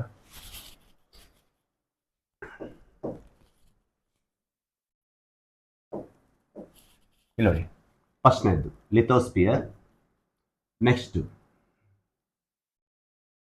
ಇದು ಪೈರೋಸ್ಫಿಯರ್, ಇಲ್ಲಿಂದ ಇದು ಬ್ಯಾರಿಸ್ಫಿಯರ್. ಇಲ್ಲಿ ಒಳಗಂತ ಡೆನ್ಸಿಟಿ ಹೆಚ್ಚಾಕಿ ಅಂತ ಹೋಗುತ್ತೆ. ಡೆನ್ಸಿಟಿ ಹೆಚ್ಚಾಕಿ ಅಂತ ಹೋಗೋದು ಆಧಾರದ ಮೇಲೆ ನಾವೇನ್ ಹೇಳ್ತೀವಿ, ಅಲೆಗಳ ವೇಗ ಜಾಸ್ತಿ ಹಾಕಿ ಅಂತ ಹೋಗುತ್ತೆ, ಭೂಕಂಪದ ಅಲೆಗಳ ವೇಗ ಹೆಚ್ಚಾಕಿ ಅಂತ ಹೋಗುತ್ತೆ. ಮತ್ತು ಒಳಗಡೆ ಅಲೆಗಳು ಹೋಗ್ಬೇಕಾದ್ರೆ ಡೈರೆಕ್ಷನ್ ಚೇಂಜ್ ಆಗುತ್ತೆ. ಅದ್ರ ಮೇಲೆ ನಾವು ಘನ ದ್ರವವನ್ನ ನಾವೇನ್ ಮಾಡ್ಬೋದು, ಪತ್ತೆ ಹಚ್ಬೋದು ಭೂಮಿಯ ಒಳಗಡೆ, ಹೌದಾ? ಇಲ್ಲೊಡೆಗ ಇದು ಎಸ್ ವೇವ್ಸ್ ಕೇವಲ ಸಾಲಿಡ್ ಅಲ್ಲಿ ಮಾತ್ರ ಚಲಿಸ್ತಾ ಇದೆ, ಶಿಲಾಗೋಳ ಮಿಶ್ರಗೋಳದಲ್ಲಿ ಅಷ್ಟೇ ಚಲಿಸ್ತಾ ಇದೆ, ಕೋರ್ ಒಳಗಡೆ ಹೋಗ್ತಾ ಇಲ್ಲ. ಯಾಕೆ ಹೇಳಿ? ಔಟರ್ ಕೋರ್ ಲಿಕ್ವಿಡ್ ಅಲ್ಲ, ಅದಕ್ಕೆ ಅಲ್ಲಿ ಹೋಗಲ್ಲ. ಯಾವುದು? S waves. ನಾವು ಅದರ ಮೇಲೆ ಹೇಳ್ಬೋದು ಇಲ್ಲಿ ಲಿಕ್ವಿಡ್ ಇದೆ ಅಂತ ಹೇಳಿ. ಅಲ್ಲಿಂದ ಒಳಗಡೆ ಸಾಲಿಡ್ ಇದೆ ಅಂತ ಹೇಳ್ಬೋದು, ಗೊತ್ತೇ ನಾವು. ಮತ್ತೆ ಲಿಕ್ವಿಡ್ ಆದ್ಮೇಲೆ ಸಾಲಿಡ್. ಈ ಪಿ ವೇವ್ಸ್ ಇದೆ ಅಲ್ಲ, ಅದು ಹೋಗ್ಬೇಕಾದ್ರೆ ಘನ ದ್ರವ ಅನಿಲ 3 ಮಧ್ಯದಲ್ಲಿ ಹೋಗುತ್ತೆ. ಘನದಲ್ಲಿ ಹೋಗ್ತಾ ಇದೆ, ದ್ರವದಲ್ಲಿ ಬಂದಾಗ ಡೈರೆಕ್ಷನ್ ಚೇಂಜ್ ಆಯ್ತು, ಮತ್ತೆ ಘನದಲ್ಲಿ ಡೈರೆಕ್ಷನ್ ಚೇಂಜ್ ಆಗುತ್ತೆ. ಅಂದ್ರೆ ನಾವು ಹೇಳ್ಬೋದು, ಓ ಫಸ್ಟ್ ಘನದಲ್ಲಿ ಹೋಗ್ತಾ ಇದೆ, ಡೈರೆಕ್ಷನ್ ಚೇಂಜ್, ದ್ರವ ಇದೆ, ಮತ್ತೆ ಡೈರೆಕ್ಷನ್ ಚೇಂಜ್ ಆದ್ರೆ ಮತ್ತೆ ಘನ ಇದೆ ಅಂತ ಹೇಳ್ಬೋದು ನಾವು, ಹೌದಾ? ಈ ರೀತಿ ಆಧಾರವಾಗಿಟ್ಟುಕೊಂಡು ನಾವು ಹೇಳ್ಬೋದು ಪ್ರಿಯ ಸ್ನೇಹಿತರೆ. ನೆಕ್ಸ್ಟ್ ಅರ್ತ್ ಲೇಯರ್ಸ್ ಅಂತ ಬಂದಾಗ ನಿಮಗೆ ಗೊತ್ತಿರ್ಲಿ, ಅರ್ತ್ ಲೇಯರ್ ಅಂತ ಬಂದಾಗ ನಾವು 3 ಲೇಯರ್ಗಳಿದಾವೆ ಅರ್ತ್ ಇದ್ದು. ಒಂದ್ ಯಾವುದು? ಫಸ್ಟ್ನೇದ್ದು ಶಿಲಾಗೋಳ, ನೆಕ್ಸ್ಟ್ ಮಿಶ್ರಗೋಳ, ನಂತರ ಕೇಂದ್ರಗೋಳ. ಈ 3 ಇದಾವಲ್ವಾ, ಈ 3 ಭೂ ಮೇಲ್ಮೈ 0 ಕಿಲೋಮೀಟರ್ ದಿಂದ ಆಳ ಎಷ್ಟಿದೆ? 6378. ಸರ್ ನೀವು ಯಾವುದರ ಆಧಾರದ ಮೇಲೆ 6378 ನೀವು ಕೇಂದ್ರವನ್ನು ಪತ್ತೆ ಹಚ್ತೀರಿ? ನಾವು ಒಳಗಡೆನೆ ಹೋಗಿಲ್ಲ, ಒಳಗಡೆನೆ ಹೋಗ್ಲಾರ್ದ ನೀವು ಕೇಂದ್ರವನ್ನು ಹೇಗೆ ಪತ್ತೆ ಹಚ್ತೀರಿ? ನೋಡಿ ಎಷ್ಟು ಈಸಿಯಾಗಿ ಪತ್ತೆ ಹಚ್ಚಬಹುದು ನಾವು. ಭೂಮಿಯ ಡಯಾಮೀಟರ್ ಗೊತ್ತು ನಮಗೆ, ಇದು ಡಯಾಮೀಟರ್, ದಿಸ್ ಇಸ್ ಸರ್ಕಂಫರೆನ್ಸ್. ನಾವು ಲಾಸ್ಟ್ ಕ್ಲಾಸ್ ಅಲ್ಲಿ ನೋಡಿದ್ವಿ. ಭೂಮಿಯ ಒಟ್ಟು ಸುತ್ತಳತೆ ನೋಡಿದ್ವಿ. ಸಮಭಾಜಕ ಸುತ್ತಳತೆ ಎಷ್ಟಿದೆ?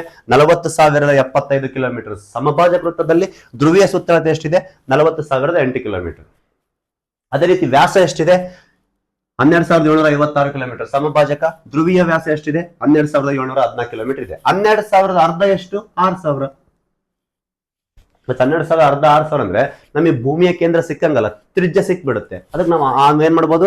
ಭೂಮಿಯ ಕೇಂದ್ರವನ್ನ ಪತ್ತೆ ಹಚ್ಬೋದು. ಒಟ್ಟು ಇಲ್ಲಿಂದ ಇಲ್ಲಿಗೆ ಎಷ್ಟು? 12,756, 12,714. ಎರಡನ್ನ ಸರಾಸರಿ ಮಾಡಿ ಡಿವೈಡೆಡ್ ಬೈ ಮಾಡಿದಾಗ ನಮಗೆ ಭೂಮಿಯ ಕೇಂದ್ರ ಸಿಗುತ್ತೆ, ಅದೇ 6,378 ಕಿಲೋಮೀಟರ್. ಹೀಗೆ ಭೂಮಿಯ ಸುತ್ತಳತೆ ಮತ್ತು ಅದರ ವ್ಯಾಸವನ್ನು ಆಧಾರವಾಗಿಟ್ಟುಕೊಂಡು ನಾವು ಭೂಮಿಯ ಕೇಂದ್ರವನ್ನು ಪತ್ತೆ ಹಚ್ಚಬಹುದು ವಿನಃ ಇಲ್ಲಿಂದ ನಾವು ಅಲ್ಲಿಗೆ ಹೋಗಿ ನೋಡ್ಕೊಂಡ್ ಬರೋದಾಗಿಲ್ಲ. ಭೂಮಿಯ ಕೇಂದ್ರ ಹೆಂಗಂತ ಗೊತ್ತಾಯ್ತಲ್ವ ನಾವು? ಎಸ್. ಈಗ ನಾವು ಭೂಮಿಯ ಶಿಲಾಗೋಳವನ್ನು 3 ಭಾಗಗಳಾಗಿ ಮಾಡ್ತೀವಲ್ಲ, ಒಂದು ಶಿಲಾಗೋಳ, ಎರಡನೇದು ಮಿಶ್ರಗೋಳ, 3 ಕೇಂದ್ರಗೋಳ. ಕ್ರಸ್ಟ್, ಮ್ಯಾಂಟಲ್, ಕೋರ್, ಲಿಥೋಸ್ಫಿಯರ್, ಪೈರೋಸ್ಫಿಯರ್, ಬ್ಯಾರಿಸ್ಫಿಯರ್ ಅಂತ ನಾವೇನು ವಿಭಾಗ ಮಾಡಿದ್ವಿಲ್ವಾ? ಶಿಲಾಗೋಳ, ಭೂಮಿ ಮೇಲ್ಮೈ ಇರ್ತಕ್ಕಂಥ ಒಂದು ತೊಗಟೆ ಶಿಲಾಗೋಳವನ್ನ ನಾವು ನೋಡೋದಾದ್ರೆ, ಶಿಲಾಗೋಳ ಇಷ್ಟಿದೆ, ಶಿಲಾಗೋಳ ಇಷ್ಟಿದೆ. ಈ ಶಿಲಾಗೋಳವನ್ನ ನಾವು ಏನ್ ಕರಿತೀವಿ ಅಂತಂದ್ರೆ, ಶಿಲೆಗಳಿಂದ ಆವರಿಸಿದ ಕಾರಣ ಶಿಲಾಗೋಳ ಅಂತ ಕರಿತೀವಿ. ಶಿಲಾಗೋಳ ಮತ್ತು ಮಿಶ್ರಗೋಳವನ್ನ ಬೇರ್ಪಡಿಸುವ ರೇಖೆ, ಶಿಲಾಗೋಳ ಮತ್ತು ಮಿಶ್ರಗೋಳವನ್ನು ಬೇರ್ಪಡಿಸುವ ರೇಖೆ ಯಾವ್ದಾಗತ್ತಂದ್ರೆ ಮೋಹೋ ರೇಖೆ ಆಗುತ್ತೆ. ನೋಡಿ, ಇದು ಮುಖ್ಯ ರೇಖೆ, ಮೋಹೋ ರೇಖೆ. ಯಾಕೆ ನೋಡಿ, ಕ್ರಸ್ಟ್ ಮತ್ತು ಮ್ಯಾಂಟಲ್ ಅನ್ನ ಬೇರ್ಪಡಿಸುತ್ತೆ. ಮೋಹೋ ಅಂದ್ರೆ ಯಾರು? ಒಬ್ಬ ವಿಜ್ಞಾನಿ, ಮೊಹೋರೋವಿಸಿಕ್ ಅನ್ನುವಂತ ಒಬ್ಬ ವಿಜ್ಞಾನಿ. ನೋಡಮ್ಮ ಆಮೇಲೆ ಅವ್ರದೆಲ್ಲ, ಹೌದಾ. ಶಿಲಾಗೋಳ ಮತ್ತು ಮಿಶ್ರಗೋಳವನ್ನು ಬೇರ್ಪಡಿಸುವ ರೇಖೆ ಯಾವುದು? ಮೋಹೋ ರೇಖೆ. ನಂತರ ಮಿಶ್ರಗೋಳ ಕೇಂದ್ರಗೋಳವನ್ನ ಬೇರ್ಪಡಿಸುವ ರೇಖೆ ಯಾವುದು? ಗುಟೆನ್ಬರ್ಗ್ ರೇಖೆ. ವಿಜ್ಞಾನಿಗಳು ನೋಡಿ, ಮ್ಯಾಂಟಲ್ ಅಂಡ್ ಕೋರ್ ಅನ್ನು ಬೇರ್ಪಡಿಸುವ ರೇಖೆ ಗುಟೆನ್ಬರ್ಗ್ ರೇಖೆ. ಇವು ಮುಖ್ಯ ರೇಖೆಗಳು. ಇವೆರಡು ಮುಖ್ಯ ರೇಖೆಗಳು. 3 ಉಪರೇಖೆಗಳು ಬರ್ತಾವ. ಏನು? ಶಿಲಾಗೋಳ ಏನಿದೆಯಲ್ಲ ಫಸ್ಟ್ನೇದ್ದು, ಅದನ್ನ ನಾವು ಸಿಯಾಲ್ ಸೀಮಾ ಅಂತ ವಿಭಾಗ ಮಾಡ್ತೀವಿ. ಅದು ಯಾಕಂದ್ರೆ ಅಲ್ಲಿ ಇರ್ತಕ್ಕಂಥ ಖನಿಜಾಂಶದ ಆಧಾರದ ಮೇಲೆ ಅದನ್ನು ವಿಭಾಗ ಮಾಡುವ ರೇಖೆ ಕೊಂಡ್ರಾಡ್ ರೇಖೆ. 10 ಕಿಲೋಮೀಟರ್ ತನಕ ಸಿಯಾಲ್, ಅಲ್ಲಿಂದ 50 ಕಿಲೋಮೀಟರ್ ತನಕ ಒಟ್ಟಾರೆ 60 ಕಿಲೋಮೀಟರ್ ಅದು ಸೀಮಾ. ಹೀಗೆ ಸಿಯಾಲ್ ಸೀಮಾ ಎಂದು ವಿಭಾಗಿಸುವ ರೇಖೆ ಕೊಂಡ್ರಾಡ್ ರೇಖೆ. ಹೌದಾ, ಉಪರೇಖೆ ಅದು. ಮತ್ತೆ ಕೆಳಗಡೆ ಬನ್ನಿ, ಮ್ಯಾಂಟಲ್ ಒಳಗಡೆ ಮಿಶ್ರಗೋಳದಲ್ಲಿ ಆ asthenosphere upper mantle, mesosphere lower mantle ಎಂದು ವಿಭಾಗಿಸುವ ರೇಖೆ ಯಾವುದು ಅಂತ ಬಂದಾಗ ರೆಪಿಟ್ ರೇಖೆ. ಯಾವ ರೇಖೆ? ರೆಪಿಟ್ ರೇಖೆ. ರೆಪಿಟ್ ರೇಖೆ ಉಪರೇಖೆ ಇವೆಲ್ಲ. ಹೌದಾ, ಏನು? Asthenosphere, mesosphere, upper mantle, lower mantle ಉಪರೇಖೆ. ಮತ್ತೆ ಕೇಂದ್ರಗೋಳದಲ್ಲಿ ಮತ್ತೆ ನಾವೆರಡು ಭಾಗ, ಔಟರ್ ಕೋರ್, ಇನ್ನರ್ ಕೋರ್ ಅಂತಂದೇಳಿ ವಿಭಾಗ ಮಾಡುವ ರೇಖೆ ಲೆಹಮಾನ್ ರೇಖೆ. ನೋಡಿ, ಉಪರೇಖೆಗಳು 3.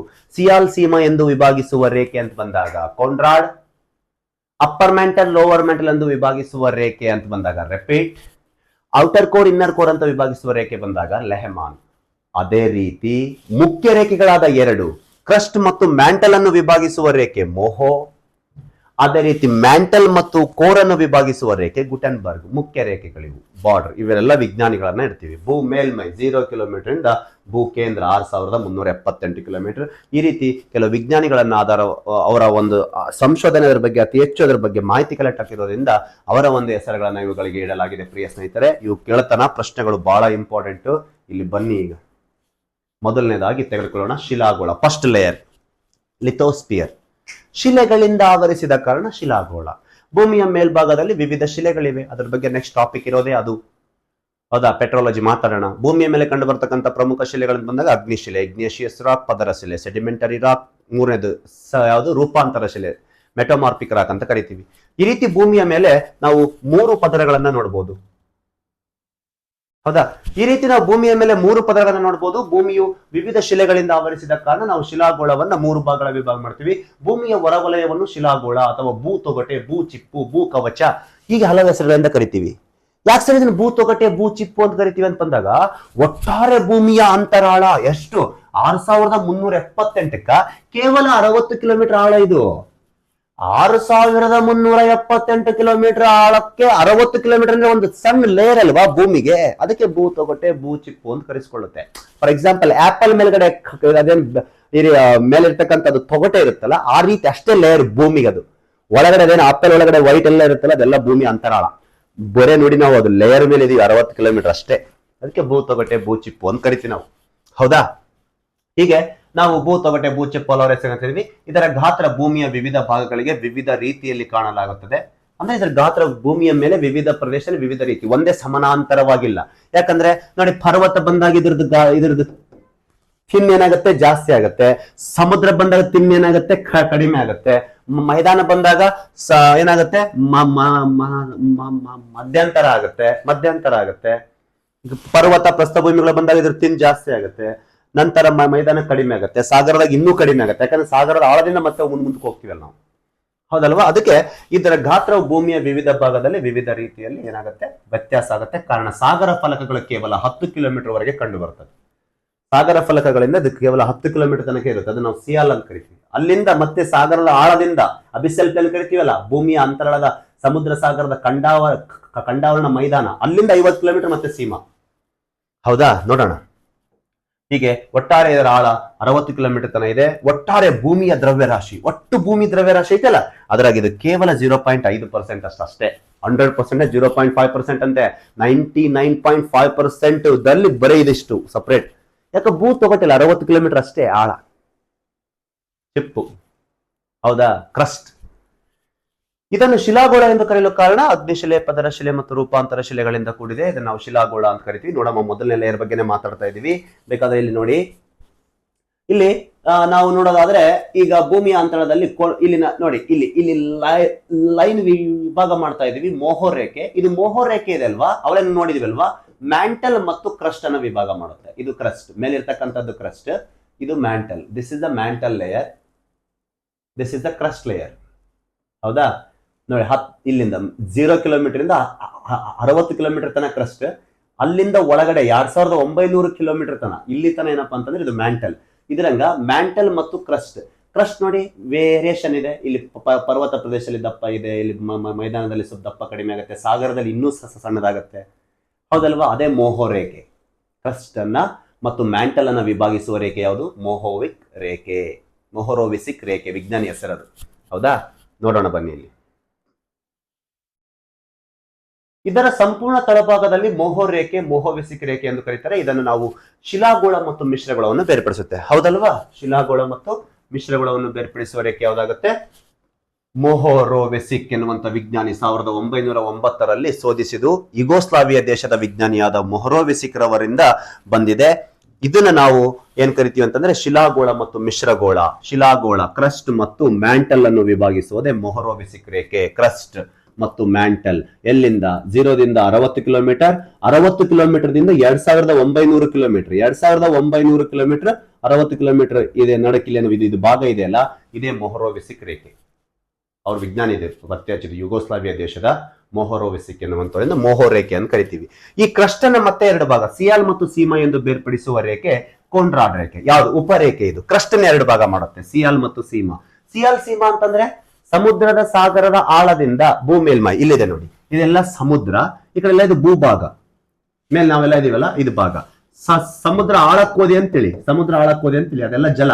ಅದನ್ನ ಬಿಡಿ, ಭೂಭಾಗಕ್ಕೆ ಬನ್ನಿ, ಈ ಕಡೆ ಎಲ್ಲ ಅದೆಲ್ಲ ಸಿಯಾಲ್, ಇದೆಲ್ಲ ಸಿಯಾಲ್. ಸಿಲಿಕಾನ್ ಮತ್ತು ಅಲ್ಯೂಮಿನಿಯಂ ಜಾಸ್ತಿ. ಸಮುದ್ರದ ಆಳದಿಂದ ನಾವು ಒಳಗಡೆ ಹೋದ್ರೆ ಮತ್ತೆ ಅಲ್ಲಿ ಜಲ ಬರಂಗಿಲ್ಲ. ಸಮುದ್ರದ ಆಳದಿಂದ ನಾವು ಒಳಗಡೆ ಹೋದಾಗ ನಮಗೇನ್ ಬರಲ್ಲ, ಅಲ್ಲಿ ಜಲ ಬರಂಗಿಲ್ಲ. ಸಮುದ್ರದ ಆಳದಿಂದ ಒಳಗೋದಾಗ ನಮಗೆ ಜಲ ಬರುತ್ತೆ, ಮತ್ತೆ ಭೂಭಾಗ ಬರುತ್ತೆ. ಅಲ್ಲಿಂದ ಎಷ್ಟು? 10 ಕಿಲೋಮೀಟರ್ ಆಯ್ತು, 10ರಿಂದ ಮತ್ತೆ 50 ಕಿಲೋಮೀಟರ್, ಒಟ್ಟಾರೆ 60 ಕಿಲೋಮೀಟರ್. ಅದನ್ನ ನಾವು ಅಲ್ಲಿಗೆ ಏನಾಗುತ್ತೆ? ಎಂಡ್ ಆಗುತ್ತೆ ಶಿಲಾಗೋಳ. ಅಲ್ಲಿಗೆ ಎಂಡ್ ಆಗತ್ತಲ್ಲ ಶಿಲಾಗೋಳ, ಅದನ್ನ ನಾವು ಸೀಮಾ ಅಂತ ಕರಿತೀವಿ. ಮೇಲಿರೋದು ಸಿಯಾಲ್, ಕೆಳಗಿರೋದು ಸೀಮಾ. ಹೌದಾ? ಸಿಯಾಲ್ ಯಾಕೆ ಕರಿತೀವಿ? ಖನಿಜಾಂಶಗಳು, ಅಲ್ಲಿರುವ ಖನಿಜಾಂಶ. ಸಿಯಾಲ್ದಲ್ಲಿ ಸಿಲಿಕಾನ್ ಅಲ್ಯೂಮಿನಿಯಂ ಜಾಸ್ತಿ ಇದೆ. ನಾನು ಅಣುಸೂತ್ರದ ಮೇಲೆ ಬರಿತಾ ಇಲ್ಲ. ಸಿಯಾಲ್ ಅಂತ ಬಂದಾಗ SI ಬರುತ್ತೆ, ಅಲ್ಯೂಮಿನಿಯಂ ಬಂದಾಗ AL ಬರುತ್ತೆ, ಇದು ಸ್ಮಾಲ್ ಲೆಟರ್ ಆಗುತ್ತೆ. ಇದನ್ನ ಏನ್ ಬರಿತೀವಿ? ಕ್ಯಾಪಿಟಲ್ ಅಲ್ಲಿ ಸಿಯಾಲ್ ಅಂತ ಬರಿತೀವಿ. ಈಗ ಸೀಮಾ ಅಂತ ಬಂದಾಗ SIMG ಅಂತ ಬರಿಬಾರ್ದು, ಮತ್ತೆ ಮ್ಯಾಗ್ನೀಷಿಯಂ MG ಬರುತ್ತೆ. ಇದು ಶಾರ್ಟ್ ಫಾರ್ಮ್ ನಾಗ ಬರಿಬೇಕು, ಸೀಮಾ. ಸೀಮಾ, ಹೌದಾ? ಅಣುಸೂತ್ರದ ಮೇಲೆ ಬರಿತಾ ಇಲ್ಲ, ಅಲ್ಲಿರ್ತಕ್ಕಂಥ ಖನಿಜಾಂಶಗಳ ಮೂಲ ಧಾತುಗಳ ಶಾರ್ಟ್ ಫಾರ್ಮ್ ನಲ್ಲಿ ಬರಿತಾ ಇದೀವಿ ನಾವು, ಸಿಯಾಲ್ ಮತ್ತು ಸೀಮಾ ಅಂತ ಕರಿತೀವಿ ನಾವು. ಹೌದಾ? ಕೊಂಡ್ರಾಡ್ ರೇಖೆ, ಇದನ್ನ ಶಿಲಾಗಳನ್ನು ವಿಭಾಗಿಸುವ ರೇಖೆ.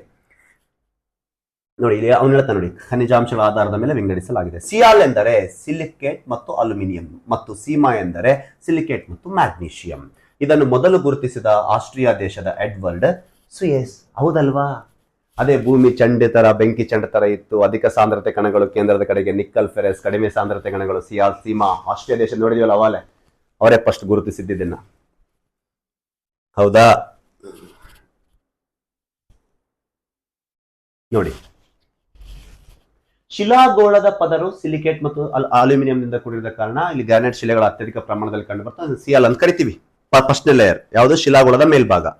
ಸಿಲಿಕೇಟ್ ಮತ್ತು ಅಲ್ಯೂಮಿನಿಯಂಗಳಿಂದ ಕೂಡಿದ್ದು ಗ್ರಾನೈಟ್ ಶಿಲೆಗಳಲ್ಲಿ ಜಾಸ್ತಿ ಕಂಡು ಬರ್ತವೆ. ನಾವು ಸಿಯಾಲ್.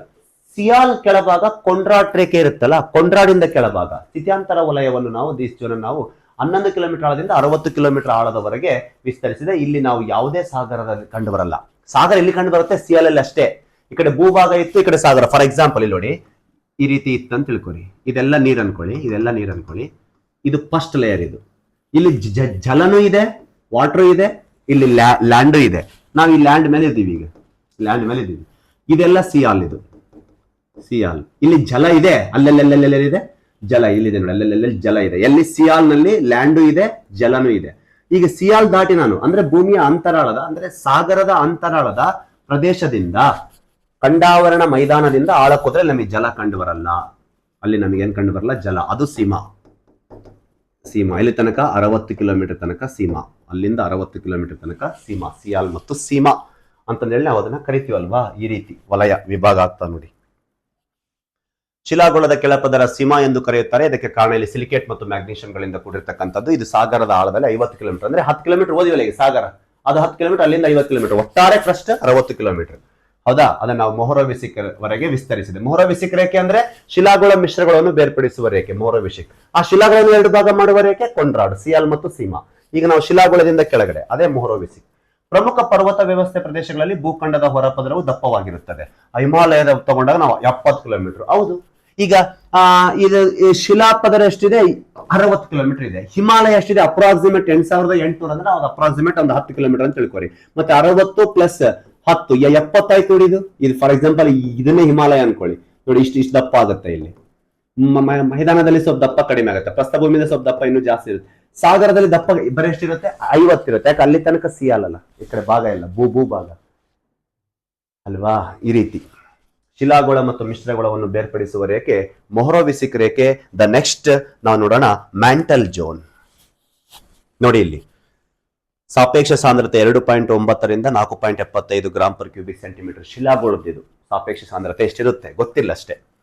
ನೆಕ್ಸ್ಟ್ ಬಂದ್ಬಿಡಿ ಮಿಶ್ರಗೋಳ ಅಥವಾ ಮ್ಯಾಂಟಲ್ ಜೋನ್.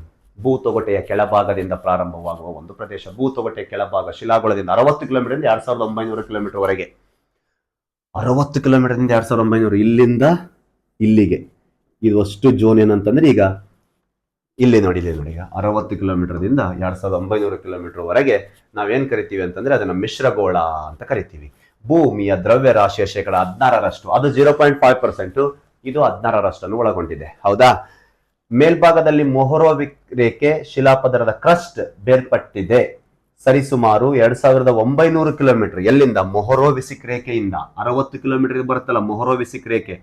ಹೌದಾ, ಇಲ್ಲಿದೆ ನೋಡಿ ಮೊಹರೋವಿಸಿಕ್ ರೇಖೆ 60 ಕಿಲೋಮೀಟರ್ ಇಂದ ಬರುತ್ತಲ್ಲ ಮೊಹರೋವಿಸಿಕ್ ರೇಖೆಯಿಂದ 2900 ಕಿಲೋಮೀಟರ್ ಇಲ್ಲಿಯ ತನಕ ಇದನ್ನು ನಾವು ಅಲ್ಲಿಗೆ 2900 ಕಿಲೋಮೀಟರ್ ಅದನ್ನ ನಾವು ಗುಟೆನ್ಬರ್ಗ್ ಲೈನ್ ಅಂತ ಕರಿತೀವಿ. ನೋಡಿ ಗುಟೆನ್ಬರ್ಗ್ ರೇಖೆ ಕೇಂದ್ರ ಗೋಳದಿಂದ ಪ್ರತ್ಯೇಕವಾಗುತ್ತೆ. ನೋಡಿ ಇಲ್ಲಿ ಕೇಂದ್ರ ಗೋಳದಿಂದ ಪ್ರತ್ಯೇಕವಾಗುತ್ತೆ ಮಿಶ್ರಗೋಳ ಗುಟೆನ್ಬರ್ಗ್ ರೇಖೆ, ಮಿಶ್ರಗೋಳದಿಂದ ಪ್ರತ್ಯೇಕವಾಗುತ್ತೆ ಶಿಲಾಗೋಳ ಮೊಹರೋವಿಸಿಕ್ ರೇಖೆ. ಅಂದ್ರೆ ಈಗ ಮೊಹರೋವಿಸಿಕ್ ರೇಖೆಯಿಂದ ಗುಟೆನ್ಬರ್ಗ್ ರೇಖೆ ತನಕ ನಾವು ಮಾತಾಡ್ತೀವಿ.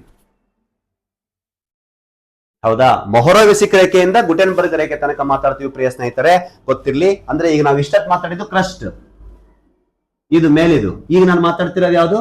ಮ್ಯಾಂಟಲ್. ಇದು 60 ರಿಂದ 2900 ಕಿಲೋಮೀಟರ್. ಇದು ಮೊಹರೋದಿಂದ ಗುಟೆನ್ಬರ್ಗ್ ರೇಖೆ ಮಾತಾಡ್ತಾ ಇದ್ದೀನಿ. ಇವೆರಡು ಮೇಲ್ ರೇಖೆಗಳಲ್ಲ. ಯಾವುದು? ಮೊಹರೋ ರೇಖೆ, ಗುಟೆನ್ಬರ್ಗ್ ರೇಖೆ. ಮೊಹರೋವಿಸಿಕ್ ರೇಖೆ ಬಂದಾಗ ಕ್ರಸ್ಟ್ ಮತ್ತು ಮ್ಯಾಂಟಲ್, ಗುಟೆನ್ಬರ್ಗ್ ರೇಖೆ ಮ್ಯಾಂಟಲ್ ಮತ್ತು ಕೋರ್, ಮುಖ್ಯ ರೇಖೆಗಳಿವು.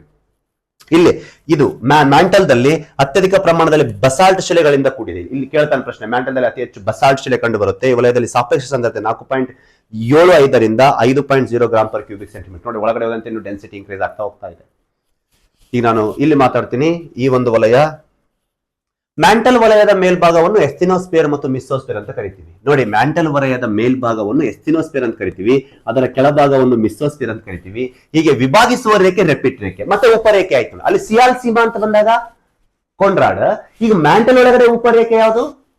ರೆಪಿಟ್. ಅದು ಎಸ್ತಿನೋಸ್ಪಿಯರ್ ಅಂಡ್ ಮಿಸೋಸ್ಪಿಯರ್ ಅಂತ ವಿಭಾಗ ಮಾಡುತ್ತೆ. ಎಸ್ತಿನೋಸ್ಪಿಯರ್ ಅಂದ್ರೆ 60 ಕಿಲೋಮೀಟರ್ ಇಂದ 700 ಕಿಲೋಮೀಟರ್ ತನಕ ಎಸ್ತಿನೋಸ್ಪಿಯರ್, 700 ರಿಂದ 2900 ಕಿಲೋಮೀಟರ್ ತನಕ ಮಿಸೋಸ್ಪಿಯರ್. ಈ ಒಂದು ವಿಭಾಗಿಸುವ ರೇಖೆ ಯಾವ್ದಾಗುತ್ತೆ ಅಂದ್ರೆ ರೆಪಿಟ್ ರೇಖೆ ಆಗುತ್ತೆ. ಹೌದಾ. ಎಸ್ತಿನೋಸ್ಪಿಯರ್ ವಲಯದಲ್ಲಿ ಮುಖ್ಯವಾಗಿ ಖನಿಜಾಂಶಗಳಿಂದ ನೋಡಿ ಅಲ್ಲಿ ಬರ್ತಕ್ಕಂಥ ಖನಿಜಾಂಶಗಳೆಂದರೆ ಎಗ್ಲೋಗೈಟ್, ಪೈರೋಕ್ಸಿನ್ ಮುಂತಾದವುಗಳು. ಇಲ್ಲಿ ಸಿಲಿಕಾನ್ ಮತ್ತು ಮ್ಯಾಗ್ನೀಷಿಯಂ ವಲಯದಲ್ಲಿ ಕಂಡು ಬರುವುದು ಮುಖ್ಯ ಮೂಲ ವಸ್ತು. ಇಲ್ಲಿ ಸಿಲಿಕಾನ್ ಮತ್ತು ಮ್ಯಾಗ್ನೀಷಿಯಂ ಜಾಸ್ತಿ ಕಂಡು ಬರುತ್ತೆ ಈ ಒಂದು ಪ್ರದೇಶದಲ್ಲಿ. ಹೌದಾ, ಸಿಲಿಕಾನ್ ಮತ್ತು ಮ್ಯಾಗ್ನೀಷಿಯಂ ವಲಯದಲ್ಲಿ ಕಂಡು ಬರೋದು ಮುಖ್ಯ ವಸ್ತುಗಳಾಗಿರ್ತಕ್ಕಂಥ ಪ್ರದೇಶವಾಗಿರುತ್ತೆ ಪ್ರಿಯ ಸ್ನೇಹಿತರೆ.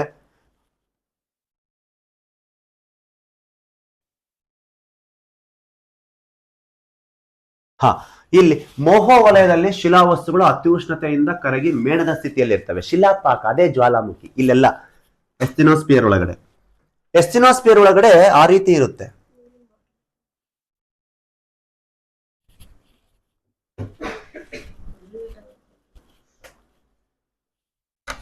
ಮೋಹೋ ರೇಖೆ ಇದೆ ಅಲ್ವಾ, ಅದು ಅತ್ಯುಷ್ಣದಿಂದ ಯಾಕಂದ್ರೆ ಒಳಗಡೆ ಹೋದಂತೆ ಏನಾಗ್ತಾ ಇದೆ, ಟೆಂಪರೇಚರ್ ಜಾಸ್ತಿ ಆಗುತ್ತಲ್ವಾ, ಅದಕ್ಕೆ ಅಲ್ಲಿ ಶಿಲೆ ಏನಾಗುತ್ತೆ, ದ್ರವ ಸ್ಥಿತಿಗೆ ಬರುತ್ತೆ. ಅದು ಮೇಣದ ಸ್ಥಿತಿಯಲ್ಲಿ ಬಂದು ಬಿಡುತ್ತೆ. ಈ ಒಂದು ಪ್ರದೇಶದಲ್ಲಿ ದ್ರವ ಅಲ್ಲದು ಮೇಣದ ಸ್ಥಿತಿ ಜಿಗುಟಾಗಿ ರಾಗಿ ಹೇಗಿರುತ್ತಲ್ಲ ಗಂಜಿ, ಜೋಳ ಗಂಜಿ ಹೇಗಿರುತ್ತಲ್ಲ ಆ ರೀತಿ ಇರುತ್ತೆ.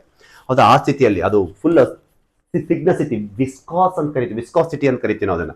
ಹೌದಾ, ಇಲ್ಲಿ ಇದು ಕೋರ್ ಇದೆ, ಇದ್ರ ಮೇಲೆ ಇರ್ತಕ್ಕಂಥದ್ದು ಇದೆಲ್ಲ ಮ್ಯಾಂಟಲ್ ಇದು. ಅದಕ್ಕೆ ಎಲ್ಲ ಇರುತ್ತೆ ಶಿಲಾಪಾಕ. ಇದೇನಾಗುತ್ತೆ, ಆಂತರಿಕ ಒತ್ತಡದಿಂದ ಶಿಲಾಪದರ ಇದೆಯಲ್ಲ ಕ್ರಸ್ಟ್ ತೊಗಟೆ ಅದನ್ನು ದಾಟಿ ಸೀಳಿ ಮೇಲ್ ಬರುತ್ತೆ. ಆ ಮೇಲ್ ಬರದೇ ಜ್ವಾಲಾಮುಖಿ.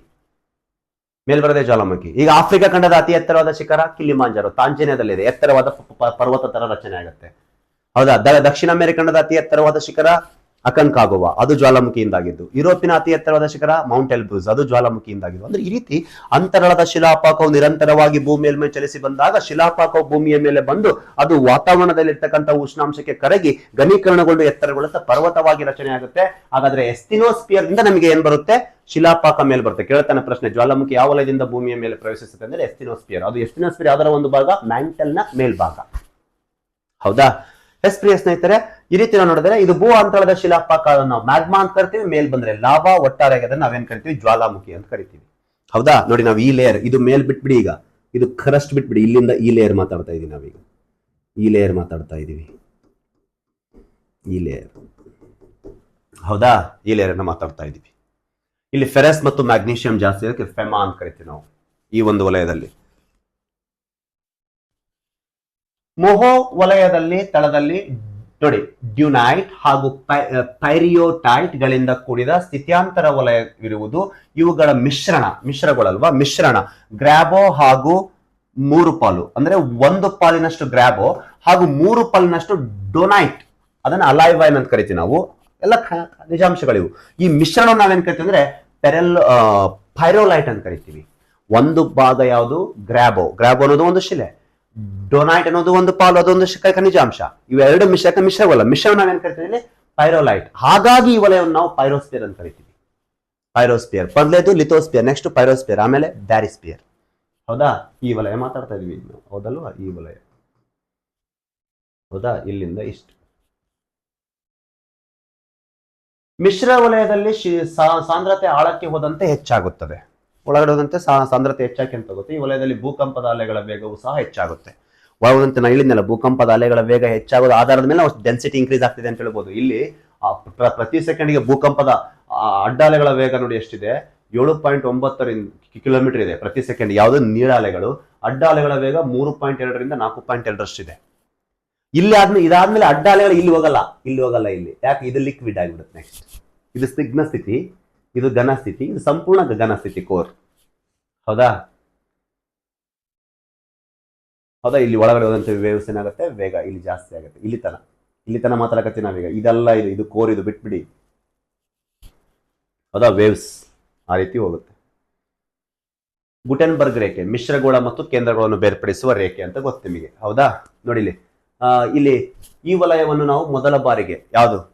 ಗುಟೆನ್ಬರ್ಗ್ ರೇಖೆಯನ್ನು 1906ರಲ್ಲಿ ಬ್ರಿಟಿಷ್ ಭೂವಿಜ್ಞಾನಿ ವೋಲ್ಡಾಮ್ ಬರ್ಗ್ ಅನ್ನೋರು ಗುರುತಿಸ್ತಾರೆ. ಕಾಲಾಂತರದಲ್ಲಿ 1954ರಲ್ಲಿ ಸ್ವೀಡನ್ ದೇಶದ ಗುಟೆನ್ಬರ್ಗ್ ರವರು ಇದನ್ನ ಏನ್ ಮಾಡ್ತಾರೆ? ಸ್ಪಷ್ಟಪಡಿಸಿದ ಕಾರಣ ಅದಕ್ಕೆ ನಾವು ಗುಟೆನ್ಬರ್ಗ್ ಲೈನ್ ಅಂತ ಕರಿತೀವಿ. ಬೇಕಾದ್ರೆ ನೋಡಿ, ನಿಮಗೆ ಇಲ್ಲಿ ಕನ್ಫ್ಯೂಸ್ ಆಗ್ಬಾರ್ದಂತಂದ್ರೆ ಫಸ್ಟ್ ಇಲ್ಲಿ ನೋಡಿ, ಇದು ಎ, ಇಲ್ಲಿ ಬಿ, ಇವೇ ಮುಖ್ಯ ರೇಖೆಗಳು. ನೋಡಿ, ಇದು ಏನಿದೆಲ್ಲ? ಇದೆಲ್ಲ ಏನಿದು? ಮ್ಯಾಂಟಲ್. ಇದೆಲ್ಲ ಏನಿದು? ಕೋರ್. ಇದೇನಿದು? ಕ್ರಸ್ಟ್ ಮತ್ತು ಮ್ಯಾಂಟಲ್ ಅನ್ನು ಬೇರ್ಪಡಿಸುವ ರೇಖೆ ಯಾವುದು? ಮೊಹರೋವಿಸಿಕ್ ರೇಖೆ. ಮ್ಯಾಂಟಲ್ ಮತ್ತು ಕೋರ್ ಅನ್ನು ಬೇರ್ಪಡಿಸುವ ರೇಖೆ ಯಾವುದು? ಈಗ ಮಾತಾಡಿದ್ದೆ ಗುಟೆನ್ಬರ್ಗ್ ರೇಖೆ. ಹೌದಾ. ನೋಡಿ, ಈಗ ಇದು core, inner core, outer core, ಇದು ಕೋರ್.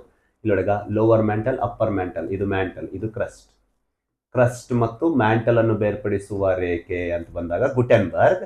ಇಲ್ಲಿ ಕ್ರಸ್ಟ್ ಮತ್ತು ಮ್ಯಾಂಟಲ್ ಅನ್ನು ಬೇರ್ಪಡಿಸುವ ರೇಖೆ ಬಂದಾಗ ಮೊಹರೋವಿಸಿಕ್. ಮ್ಯಾಂಟಲ್ ಮತ್ತು ಕ್ರಸ್ಟ್ ಅನ್ನು ಬೇರ್ಪಡಿಸುವ ರೇಖೆ ಬಂದಾಗ ಗುಟೆನ್ಬರ್ಗ್. ಈಗ ಉಪರೇಖೆಗಳು ಬನ್ನಿ. ಇಲ್ಲಿ ಮೇಲೆ ಸಿಯಾಲ್ ಸೀಮಾ ಅಂತ ಬಂದ್ರೆ ಕೊನ್ರಾಡ್. ಇಲ್ಲಿ ಬಂದ್ಬಿಟ್ಟು ಎಸ್ಟಿನೋಸ್ಪಿಯರ್, ಮಿಸೋಸ್ಪಿಯರ್ ಅಂತ ಬಂದಾಗ ಇದೆಲ್ಲ ನೋಡಿ ಶಿಲಾಪಾತ. ಇದೇ ಜ್ವಾಲಾಮುಖಿ ಮೇಲ್ ಬರೋದು, ಇಲ್ಲಿಂದನೇ ಇದು ಬರೋದು. ಇಲ್ಲಿ ಅಪ್ಪರ್ ಮ್ಯಾಂಟಲ್, ಲೋವರ್ ಮ್ಯಾಂಟಲ್ ಅಂತ ಬಂದಾಗ ಯಾವ ರೇಖೆ? ರೆಪಿಟ್ ರೇಖೆ. ಕೋರ್ ಒಳಗಡೆ ಔಟರ್ ಕೋರ್, ಇನ್ನರ್ ಕೋರ್ ಇಲ್ಲಿ ಬಂದಾಗ ಇದು ನಾವು ಲೆಹಮಾನ್ ರೇಖೆ ಅಂತ ಕರಿತೀವಿ. ಹೌದಾ. ಬನ್ನಿ ಈಗ ಸೀದಾ ನಾವು ಕೋರಿಗೆ ಹೋಗೋಣ. ಬ್ಯಾರಿಸ್ಪಿಯರ್ ಕೇಂದ್ರಗೋಳ. ಮಿಶ್ರಗೋಳ ಭೂಮಿಯಿಂದ 2900 ಕಿಲೋಮೀಟರ್ ಆಳಕ್ಕೆ ಒಳಗೊಂಡಿದ್ದು ಮಿಶ್ರಗೋಳ. ಅಲ್ಲಿಂದ ನಾವು ಒಳಗೆ ಹೋಗ್ತಾ ಇದೀವಿ. 6378 ಕೇಂದ್ರಕ್ಕೆ ಹೋದ್ವಿ. ಈಗ ಇಲ್ಲಿಂದ ಬಂದಿವಿ 2900ರಿಂದ 6378ಕ್ಕೆ ಬಂದಿವಿ. ಕೇಂದ್ರಗೋಳಕ್ಕೆ ಬರ್ತಾ ಇದೀವಿ ನಾವೀಗ. ಕೇಂದ್ರಕ್ಕೆ ಎಂಟ್ರಿ ಕೊಡ್ತಾ ಇದೀವಿ. ಶಿಲಾಗೋಳ 0.5%, ಮಿಶ್ರಗೋಳ 16%. ಇವೆರಡನ್ನು ಹೊರತುಪಡಿಸಿ ಕೇಂದ್ರಗೋಳ 83%.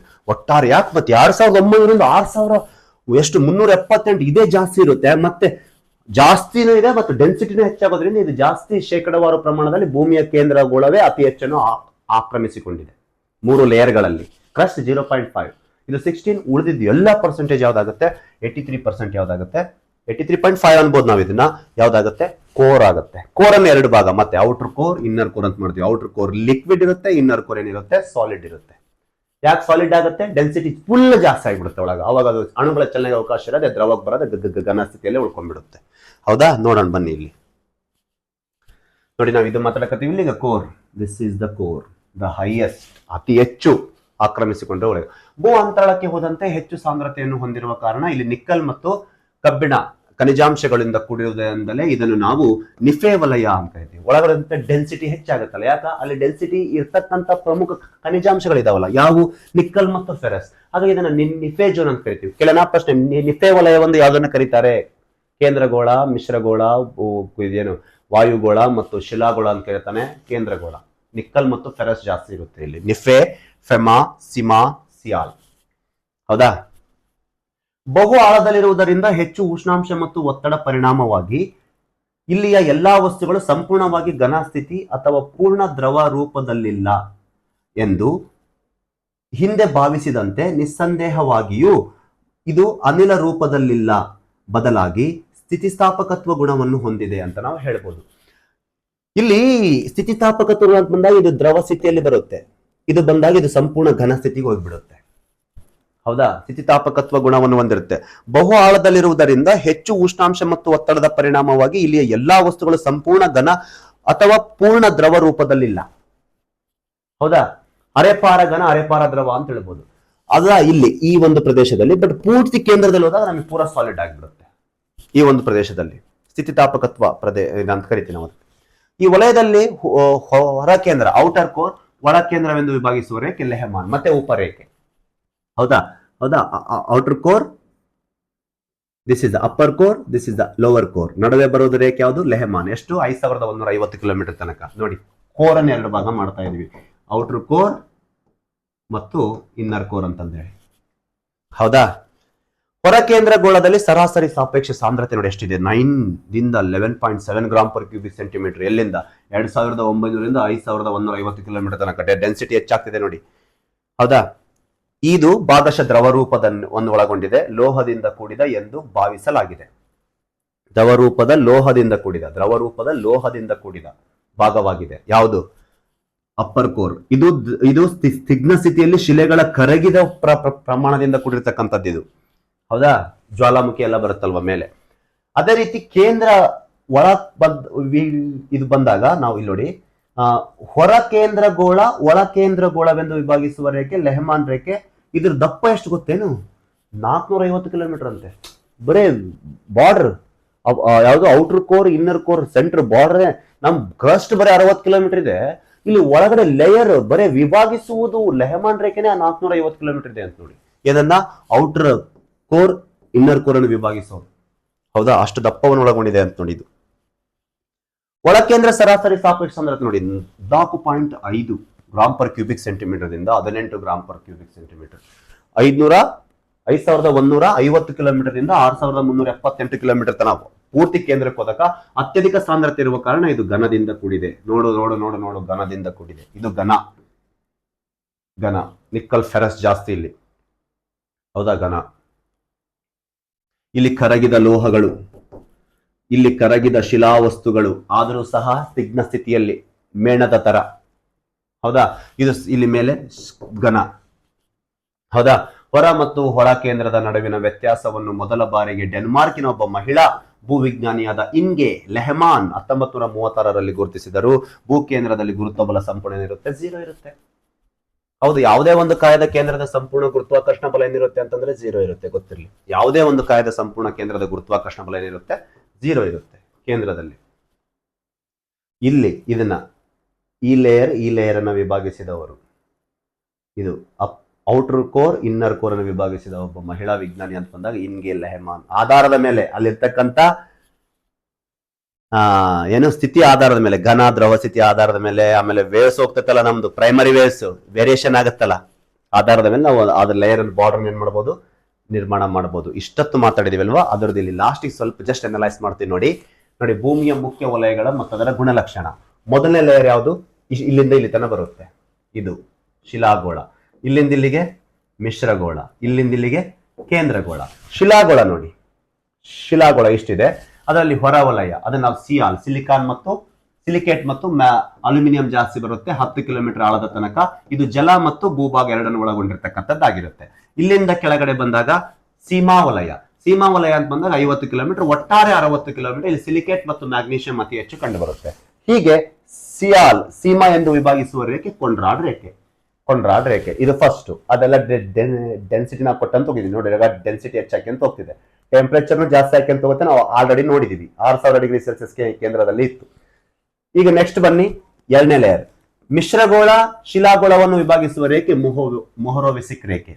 ಇಲ್ಲಿ ಮಿಶ್ರಗೋಳಕ್ಕೆ ಬಂದಾಗ ಮಿಶ್ರಗೋಳದಲ್ಲಿ ನಾವು ನೋಡೋದಾದ್ರೆ ಇಲ್ಲಿ ಶಿಲಾಪಾಕದ ವಲಯ ಅಂತ ಕರಿತೀವಿ, ಅದೇ ನಾವು ಜ್ವಾಲಾಮುಖಿ ಅಂತ ಕರಿತೀವಿ. ನೋಡಿ, ಇದನಿಗೆ ಎರಡು ಭಾಗವಾಗಿ ವಿಭಾಗಿಸುವ ರೇಖೆ ರೆಪಿಟ್. ಮೇಲಿರೋದು ಎಸ್ಟಿನೋಸ್ಪಿಯರ್, ಮ್ಯಾಂಟಲ್ ನ ಮೇಲ್ಪದರು, ಕೆಳಗಿರೋದು ಮಿಸೋಸ್ಪಿಯರ್, ಮ್ಯಾಂಟಲ್ ನ ಕೆಳಪದರು. ಇದು 700 ಕಿಲೋಮೀಟರ್ ಆಳ. ಅಲ್ಲಿಂದ ಇದು 2900 ಕಿಲೋಮೀಟರ್. ಎಲ್ಲಿಂದ 60 ಕಿಲೋಮೀಟರ್ ದಿಂದ 2900 ಕಿಲೋಮೀಟರ್ ತನಕ ಮಿಶ್ರಗೋಳ. ಅದರ ಎಸ್ಟಿನೋಸ್ಪಿಯರ್ 60 ಇಂದ 700 ಕಿಲೋಮೀಟರ್ ಇದೆ. ಅಂದ್ರೆ ಇದು ಒಟ್ಟು 10 + 50 60 ತಗೊಂಡು 60 ರಿಂದ 700, 700 ರಿಂದ 2900 ತನಕ ಇದು ಏನಂದ್ರೆ ಮಿಶ್ರಗೋಳ ಶಿಲಾಗೋಳವನ್ನು ವಿಭಾಗಿಸುವುದು ಮೊಹರೋವಿಕ್ ರೇಖೆ. ಅದೇ ರೀತಿ ಕೆಳಗಡೆ ಮಿಶ್ರಗೋಳವನ್ನು ವಿಭಾಗಿಸುವ ರೇಖೆ ಎರಡು ಭಾಗ, ಎಸ್ಟಿನೋಸ್ಪಿಯರ್ ರೆಪಿಟ್ ರೇಖೆ, ಮಿಸೋಸ್ಪಿಯರ್ ವಿಭಾಗಿಸುವ ಉಪರೇಖೆ ರೆಪಿಟ್ ರೇಖೆ. ಅದೇ ರೀತಿ ಶಿಲಾಗೋಳವನ್ನು ವಿಭಾಗಿಸುವ ಸೀಮಾ ಅಂತ ಹೇಳಿ ಕೊಂಡ್ರಾಡ್ ರೇಖೆ. ಇಲ್ಲಿಂದ ನಾವು ಕೆಳಗಡೆ ಬಂದಾಗ ಕೇಂದ್ರಗೋಳ ನಿಫೆ ಅಂತ ಕರಿತೀವಿ, ನಿಕ್ಕಲ್ ಫೆರಸ್ ಜಾಸ್ತಿ. ಹೊಳ ಕೇಂದ್ರ ಎಂದು ವಿಭಾಗಿಸುವುದು ಲೆಹಮಾನ್ ರೇಖೆ. ಅದೇ ರೀತಿ ಕೇಂದ್ರಗೋಳ ಮಿಶ್ರಗೋಳವನ್ನು ವಿಭಾಗಿಸುವ ಮುಖ್ಯ ರೇಖೆ ಗುಟೆನ್ಬರ್ಗ್ ರೇಖೆ. ಈ ಒಂದು ವಲಯದಲ್ಲಿ ನಿಕ್ಕಲ್ ಜಾಸ್ತಿ ಪ್ರಮಾಣ ಇಲ್ಲಿ ಕಂಡು ಬಂದ್ರೆ ಕಬ್ಬಿಣ ಈ ಒಂದು ವಲಯದಲ್ಲಿ ಒಳ ಕೇಂದ್ರದಲ್ಲಿ ಕಂಡು ಬರುತ್ತೆ. ಒಟ್ಟಾಗಿ ಇದನ್ನು ನಾವು ನಿಫೆ ಜೋನ್ ಅಂತ ಕರಿತೀವಿ. ಈ ವಲಯವನ್ನ ಹೌದಲ್ವಾ, ನಿಫೆ ಜೋನ್ ಅಂತ ಕರಿತೀವಿ. ಹೊರ ಕೇಂದ್ರದಲ್ಲಿ ನಿಕ್ಕಲ್, ಒಳ ಕೇಂದ್ರದಲ್ಲಿ ಫೆರಸ್. ಒಟ್ಟಾರೆ ನಿಫೆ ನಿಕ್ಕಲ್ ಫೆರಸ್. ಇದು ಲಿಕ್ವಿಡ್ ಇರುತ್ತೆ, ಇದು ಸಾಲಿಡ್ ಇರುತ್ತೆ, ಇದು ಸ್ನಿಗ್ಧ ಸ್ಥಿತಿಯಲ್ಲಿರುತ್ತೆ, ಇದು ಘನ ಸ್ಥಿತಿಯಲ್ಲಿರುತ್ತೆ. ಹೌದಲ್ವಾ? ಒಳಗಡೆ ಹೋದಂತೆ ಸಾಂದ್ರತೆ ಹೆಚ್ಚಾಗೋದ್ರಿಂದ ಸಂಪೂರ್ಣ ಸಾಂದ್ರತೆಗೊಂಡಿರುವ ಕಾರಣ ಅಣುಗಳ ಚಲನೆ ಆಗದೆ ಘನ ಸ್ಥಿತಿ. ಇದು ದ್ರವ ಸ್ಥಿತಿ. ಅಣುಗಳ ಚಲನೆಗೆ ಅವಕಾಶವಿರುವ ಎಲ್ಲಾ ಲೋಹಗಳು ದ್ರವ ಸ್ಥಿತಿಗಿರುತ್ತೆ. ಟೆಂಪರೇಚರ್ ಜಾಸ್ತಿ ಮತ್ತು ಅಣುಗಳ ಚಲನೆಗೆ ಅವಕಾಶ ಇದೆ ಡೆನ್ಸಿಟಿ ಮೇಲೆ. ಸ್ವಲ್ಪ ಮೇಲ್ಗಡೆ ಬಂದ್ರೆ ಇಲ್ಲಿರ್ತಕ್ಕಂಥ ಖನಿಜಾಂಶಗಳು ಏನಾಗಿರುತ್ತೆ, ಮಿಶ್ರಣಗೊಂಡಿರುತ್ತೆ. ಸ್ನಿಗ್ಧ ಸ್ಥಿತಿ ಮೇಣದ ತರ ಈ ಒಂದು ಪ್ರದೇಶವಾಗಿರುತ್ತೆ ಮಿಶ್ರಗೋಳ. ಇಲ್ಲಿಂದ ಮೇಲೆ ಬಂದ್ರೆ ಶಿಲಾಗೋಳ ಅಂತ ಬಂದಾಗ ಸಂಪೂರ್ಣ ಶಿಲೆಗಳಿಂದ ಆವರಿಸಿದೆ. ಹೀಗೆ 3 ವಲಯಗಳು. ಒಳಗಡೆ ಹೋದಂತೆ ಸಾಂದ್ರತೆನೂ ಹೆಚ್ಚಾಗುತ್ತೆ, ಅದ್ರ ಜೊತೆ ಉಷ್ಣಾಂಶನೂ ಹೆಚ್ಚಾಗಿ ಅಂತ ಹೋಗುತ್ತೆ. ಪ್ರತಿ 32 ಮೀಟರ್ಗೆ 1 ಡಿಗ್ರಿ ಸೆಲ್ಸಿಯಸ್ ಟೆಂಪರೇಚರ್ ಹೆಚ್ಚಾಗುತ್ತೆ. ಈ ರೀತಿ 3 ವಲಯಗಳನ್ನು ನಾವು ಭೂಕಂಪದ ಅಲೆಗಳ ವೇಗದ ಆಧಾರದ ಮೇಲೆ, ಅವು ಚಲಿಸುತ್ತಿರುವ ಮಧ್ಯದಲ್ಲಿ ತಮ್ಮ ವಕ್ರತೆ ಆಧಾರದ ಮೇಲೆ ಮಾಧ್ಯಮಗಳ ಒಂದು ನಾವು ವಿಭಾಗಗಳನ್ನ ಮಾಡ್ತೀವಿ. ಹೀಗೆ ಮೊದಲು ಮಾಡಿದವರು ಆಸ್ಟ್ರಿಯಾ ದೇಶದ ಸುಯೇಸ್ ಎನ್ನುವಂತ ವಿಜ್ಞಾನಿ, ಸೀಮಾ ಮತ್ತು ನಿಫೆ ಅಂತಂದೇಳಿ. ಹೌದಾ? ಈ ರೀತಿ ನಾವು ಭೂಮಿಯ ಅಂತರಾಳ ರಚನೆ, ಮೊದಲನೇದು ಕ್ರಸ್ಟ್, ಎರಡನೇದು ಮ್ಯಾಂಟಲ್, ಮೂರನೇದು ಕೋರ್ ಅಂತಂದೇಳಿ ನಾವು 3 ಭಾಗಗಳಾಗಿ ವಿಭಾಗ ಮಾಡಿದ್ವಿ ಪ್ರಿಯ ಸ್ನೇಹಿತರೆ. ಭೂಮಿಯ ಒಟ್ಟು ಕೇಂದ್ರದಲ್ಲಿ ಗುರುತ್ವ 0. ನೋಡಿ, ಇದು ಸಾಲಿಡ್, ಇದು ಲಿಕ್ವಿಡ್, ಇದು ಮಿಶ್ರಗೋಳ ಮ್ಯಾಂಟಲ್, ಇದು ಮೇಲಿರ್ತಕ್ಕಂಥದ್ದು ಕೋರ್. ಹೌದಾ? ಎಸ್ ಪ್ರಿಯ ಸ್ನೇಹಿತರೆ, ಥ್ಯಾಂಕ್ ಯು. ಮುಂದಿನ ತರಗತಿಯಲ್ಲಿ ಮತ್ತೆ ಸಿಗೋಣ. ನೆಕ್ಸ್ಟ್ ಶಿಲೆಗಳ ಬಗ್ಗೆ ರಾಕ್ಸ್, ಹೌದಾ, ಪೆಟ್ರಾಲಜಿ ಬಗ್ಗೆ ಮಾತಾಡೋಣ. ತುಂಬಾ ಚೆನ್ನಾಗಿರುತ್ತೆ ಟಾಪಿಕ್, ಪರಿಪೂರ್ಣವಾಗಿ ಕೇಳಿ ಅಂತ ಹೇಳ್ತಾ ಇದ್ದೀನಿ. ಪ್ರಿಯ ಸ್ನೇಹಿತರೆ, ಇಲ್ಲಿಗೆ ನಾನು ಈ ತರಗತಿಯನ್ನು ಮುಕ್ತಾಯಗೊಳಿಸುತ್ತಿದ್ದೇನೆ. ಮುಂದಿನ ತರಗತಿಯಲ್ಲಿ ಮತ್ತೆ ಸಿಗುತ್ತೇನೆ. ನಾನು ನಿಮ್ಮ ಪ್ರೀತಿಯ ಮಂಜುನಾಥ್. ನಿಮಗೆ ಸಂಪೂರ್ಣವಾಗಿ ಮಾಹಿತಿ ಅರ್ಥ ಆಯ್ತು ಅಂತ ಹೇಳ್ತೀನಿ. ಹಾಗಾದ್ರೆ ನಾವು ಇವತ್ತು ಮಾತಾಡ್ತಕ್ಕಂಥ ಟಾಪಿಕ್ ಯಾವ್ದಾಗಿತ್ತು? ಭೂಮಿಯ ಅಂತರಾಳದ ರಚನೆ. ನಾಳೆ ನೆಕ್ಸ್ಟ್ ಯಾವ್ದು ಮಾತಾಡ್ತೀವಿ? ಶಿಲೆಗಳ ಬಗ್ಗೆ ಮಾತಾಡ್ತೀವಿ. ಪ್ರಿಯ ಸ್ನೇಹಿತರೆ, ಪರಿಪೂರ್ಣವಾಗಿ ತರಗತಿ ಕೇಳಿ. ತರಗತಿಗಳು ಉಚಿತ ಇರ್ತವೆ. ಆದರೆ ಕೆಲವು ನನಗೆ ಆರ್ಥಿಕ ಸಹಾಯ ಮಾಡಬೇಕೆನ್ನುವಂಥ ವಿದ್ಯಾರ್ಥಿಗಳು, ಆರ್ಥಿಕವಾಗಿ ಬಲಿಷ್ಠರಿದ್ದವರು ಮಾತ್ರ, ಶಕ್ತಿಯುಳ್ಳವರು ಮಾತ್ರ ನನಗೆ ಸಹಾಯ ಮಾಡಬಹುದು. ನನ್ನ ಒಂದು UPI ID ಅನ್ನು ಕೊಟ್ಟಿದ್ದೀನಿ ಮತ್ತು ಅಲ್ಲಿರ್ತಕ್ಕಂಥ ಮೊಬೈಲ್ ನಂಬರನ್ನು ಕೊಟ್ಟಿದ್ದೀನಿ. ಪ್ರಿಯ ಸ್ನೇಹಿತರೆ, ನನ್ನ ಆರ್ಥಿಕತೆಯನ್ನು ಸ್ವಲ್ಪ ಬ್ಯಾಲೆನ್ಸ್ ಮಾಡುವ ಉದ್ದೇಶದಿಂದ ನಾನು ಇದನ್ನು ಪ್ರಾರಂಭಿಸಿದ್ದೇನೆ. ಎಸ್ ಪ್ರಿಯ ಸ್ನೇಹಿತರೆ, ಬಡ ವಿದ್ಯಾರ್ಥಿಗಳಿಗೆ ಇದು ಅನ್ವಯವಾಗುವುದಿಲ್ಲ. ಅವರಿಗೆ ಫ್ರೀ. ಹಂಗಿತ್ತಂದ್ರೆ ನಾನು ವಿಡಿಯೋ ಪ್ರೀಮಿಯಂ ಮಾಡ್ಬೋದಿತ್ತು. ಹಂಗೆಲ್ಲ ಬೇಡ, ಉಚಿತವಾಗಿಯೇ ಇರಲಿ. ಅವ್ರಿಗೂ ಪಾಪ ಅವಕಾಶಗಳು ಸಿಗಲಿ. ನಮ್ಮ ಕಲ್ಯಾಣ ಕರ್ನಾಟಕ ಅಂತ ಬಂದಾಗ ಈ ಕಡೆ ಬಡತನ ತುಂಬಾ ಹೆಚ್ಚಿರುತ್ತೆ ಪ್ರಿಯ ಸ್ನೇಹಿತರೆ. ಅವರಿಗೆ ಅಷ್ಟು ಆಮೇಲೆ ಕೊಡುವಂತಷ್ಟು ನಿಮಗೆ ನೀವು ಜಾಸ್ತಿ ನಾನು ಹೇಳ್ತೀನಿ ಕೇಳಿ. ಅದನ್ನು ನೀವೇನಾದ್ರು ಮತ್ತೆ ಇದು ಮಾಡಬೇಕಾದ್ರೆ ನೀವು ಮ್ಯಾಕ್ಸಿಮಮ್ 200, ಮಿನಿಮಮ್ 50 ಅಷ್ಟೇ. ಅದಕ್ಕಿಂತ ಹೆಚ್ಚು ನಾನು ಬೇಡಿಕೆಯನ್ನು ಇಡಂಗಿಲ್ಲ. ನಾನು ಗಳಿಸಲು ದುಡ್ಡು ಮಾಡುತ್ತಿಲ್ಲ, ಬದುಕಲು ದುಡ್ಡು ಮಾಡುತ್ತಿದ್ದೇನೆ. ಅರ್ಥ ಆಯ್ತಾ? ಗಳಿಸಲು ಮಾಡಿದ್ರೆ ನಾನು ಇಷ್ಟೊತ್ತಿಗೆ ಎಲ್ಲ ನಾನು ಆನ್ಲೈನಲ್ಲೇ ದೊಡ್ಡ ಆಟ ಆಡ್ಬೋದಿತ್ತು. ಬೇಡ, ಶಿಕ್ಷಣವನ್ನು ನಾವು ಹಣಕ್ಕೆ ಇದು ಮಾಡೋದು ಬೇಡ. ಆರ್ಥಿಕವಾಗಿ ಬಲಿಷ್ಠರಿದ್ದವರು ಮಾತ್ರ ನನಗೆ ಹಣ ಸಹಾಯ ಮಾಡಿ ಅಂತ ಹೇಳ್ತಾ ಇದ್ದೀನಿ. ಎಲ್ಲರೂ ಬೇಡ, ಎಲ್ಲರಿಗೂ ಆಗೋದಿಲ್ಲ. ಆಫ್ಟರ್ ಜಾಬ್ ನಿನಗೆ ಇಷ್ಟವಾದರೆ ಮಾಡಬಹುದು. ನಿಮ್ಮ ಜೊತೆ ಪಾರ್ಟಿನೂ ಮಾಡ್ತೀನಿ ಅವಾಗ, ಆಯ್ತಾ? ಯಾಕಂದ್ರೆ ಎಕನಾಮಿಕ್ಲಿ ಸ್ಟ್ರಾಂಗ್ ಆಗಿರ್ತೀಯ. ಪ್ರಿಯ ಸ್ನೇಹಿತರೆ, ಮುಂದಿನ ತರಗತಿಯಲ್ಲಿ ಮತ್ತೆ ಸಿಗೋಣ. ಎಲ್ಲರಿಗೂ ಮತ್ತೊಮ್ಮೆ ಯುಗಾದಿ ಹಬ್ಬದ ಶುಭಾಶಯಗಳು, ರಂಜಾನ್ ಹಬ್ಬದ ಶುಭಾಶಯಗಳು. ಚೆನ್ನಾಗಿ ಬೇವು ಮತ್ತು ಸುರುಕುಂಭವನ್ನು ಕುಡಿದು ಹೊಟ್ಟೆಯನ್ನು ತಂಪಿಟ್ಟುಕೊಳ್ಳಿ, ಕಾರಣ ತುಂಬ ಬಿಸಿಲಿದೆ. ಧನ್ಯವಾದ.